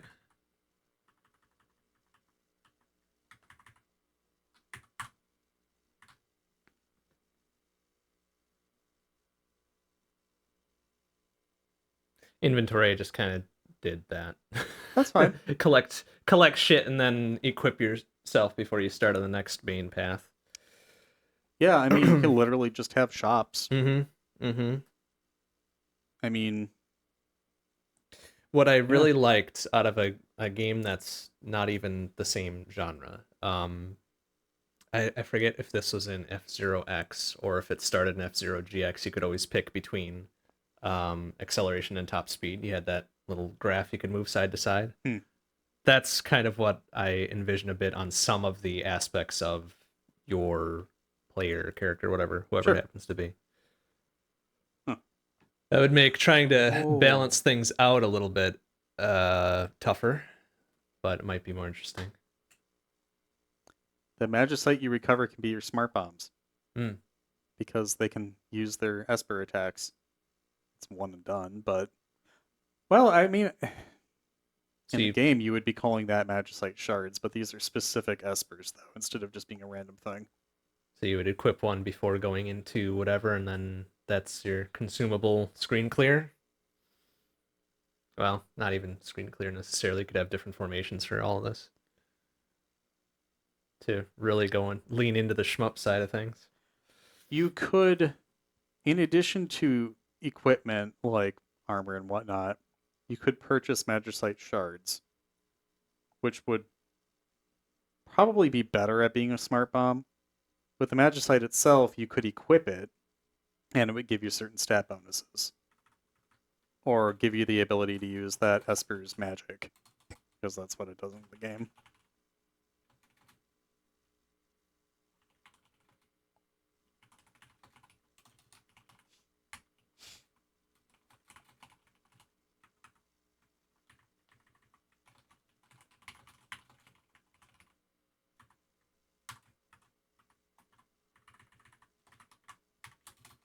Okay.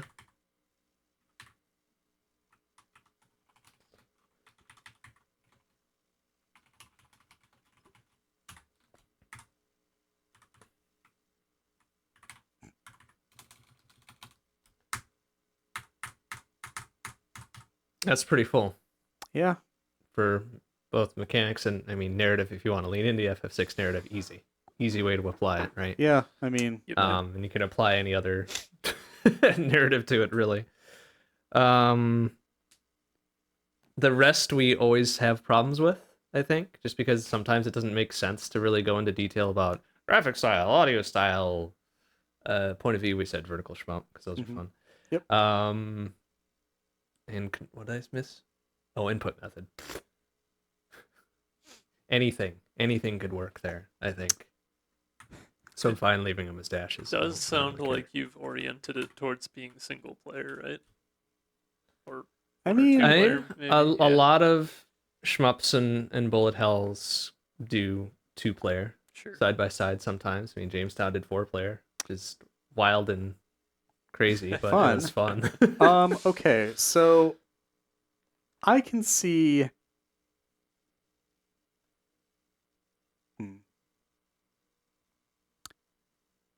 I can see sort of a story retcon, sort of, to allow Celeste to be a character that you could use. She was infused with magic instead of born with the gift of magic, who, because of the chaos in the world, may eventually develop the ability to do the same kind of transformation, but she's not an Esper herself, so I don't know. Whatever. Shrug. And if you really wanted to get fucky, Go-Go. Because technically Go-Go can equip any character's abilities. Right, yeah. Including Morph. There you go. So, eh? Oh, yeah. Yes. Sorry. I started thinking of Shadow and Interceptor, and I was like, yes, I want a magical flying dog. Thank you. You know, that would work. Interceptor. What a good name for that, too. Wow. All right, Interceptor. Put him in like one of those little sidecars or whatever, and you're fine. Yep. Oh, I love it. Yep, this is great. Absolutely. Thumbs up. And then, of course, the toughest thing of all, the title.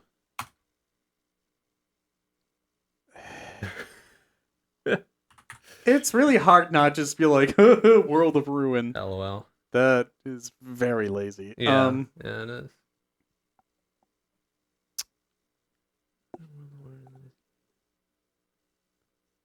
I mean, something that feels really obvious is something involving balance. Or, ooh. Ooh. Okay, so this is also kind of lame, but the organization that you work with at the beginning of the game that's trying to prevent the Empire from growing their power is called the Returners. Returners, balance, of course, you can make a ton of different things with that, yeah, but that almost feels too obvious. Huh.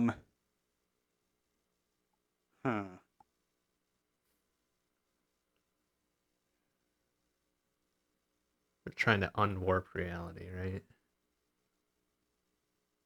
That's yeah. Or wake up from the dream. Hmm. Magical flying dogs, definitely a dream thing. Yep, that seems good. I think I'm just taking that verbatim. Magical flying dog. No, that's too terrible even for us. Yeah, um I'm trying I don't want to spoil anything. I have to look something up real quick. I might be able to pun on a name. Okay.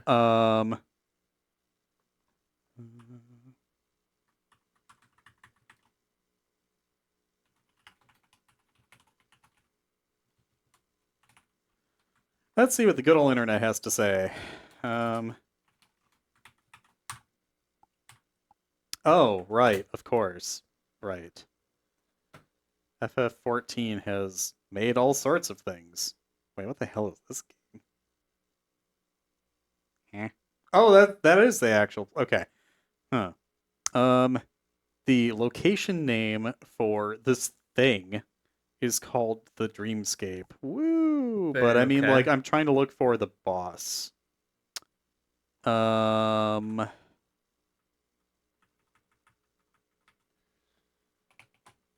What's the boss's name? Ooh, right. Rex Soul. WREXSOUL. Okay.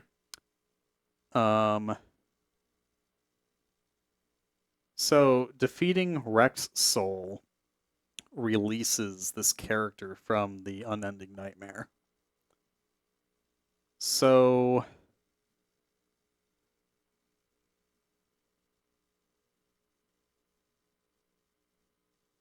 I'm not really sure how to integrate that. My other thought earlier was like something stupid like awakening or whatever, but that's not good either. Well, like, what FF game is that from? There's a track called Awakening. Huh. I want to say it's 6. I mean, it's generic enough it could be in any of them. Yeah. Hey, look at that. Where is this from in the game?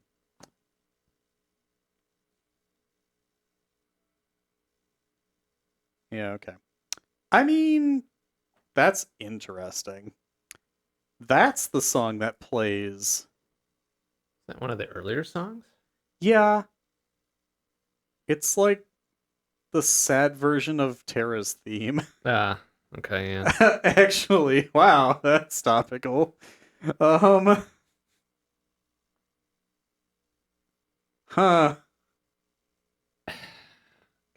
I guess I'm gonna write it down. Why not? Yeah, I don't feel great about it, but I hey, don't either, but it gets us a title and I'm fine with it's cohesive. it. It's something. .jpg. Oh god. Yeah, that is okay. When did we first hear that song? It's very close to the beginning of the game. Yeah, I thought it's it was like when Arvis tells her about the slave crown. Yeah, and then again, I thought it was like at the right Returners. after like the opening sequence. Yeah, I would say so.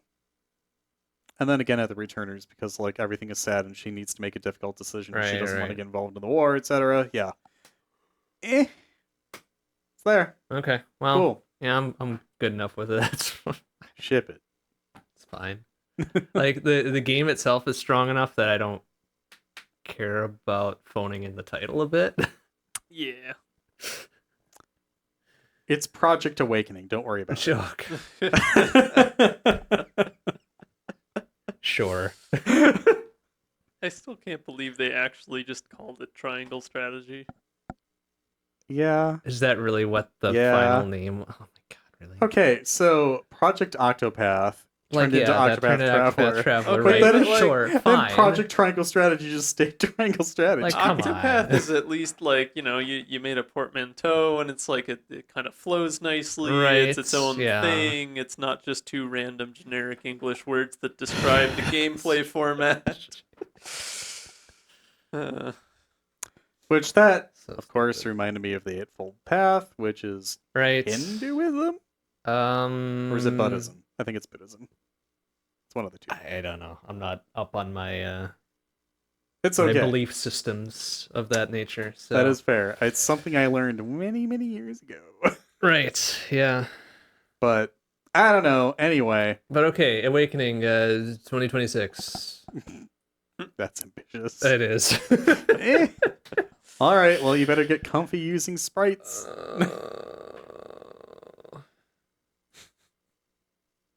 Oh no. And what have I Nintendo's done? lawyers coming after us. Does not want. Whatever. It's fine. a derivative art form. Sure. Fair use, etc. Yeah. Nah. ROM hack. Actually, Um. hmm. Hmm. ROM hack. ROM hack. The grayest of gray areas. Lunar High PS. Oh Woo. my goodness. All right. Well, good, solid design there. That's good, except for the title. Anything more we need to impart? Because this show is running long and we're ready to end it, I think. All right, I want to do the thing. Okay. Where do we the thing. where we choose or where we roll it one more time to Okay. see what we would have gotten. Or if we decided to break from our strongest of principles and not stick with the third roll.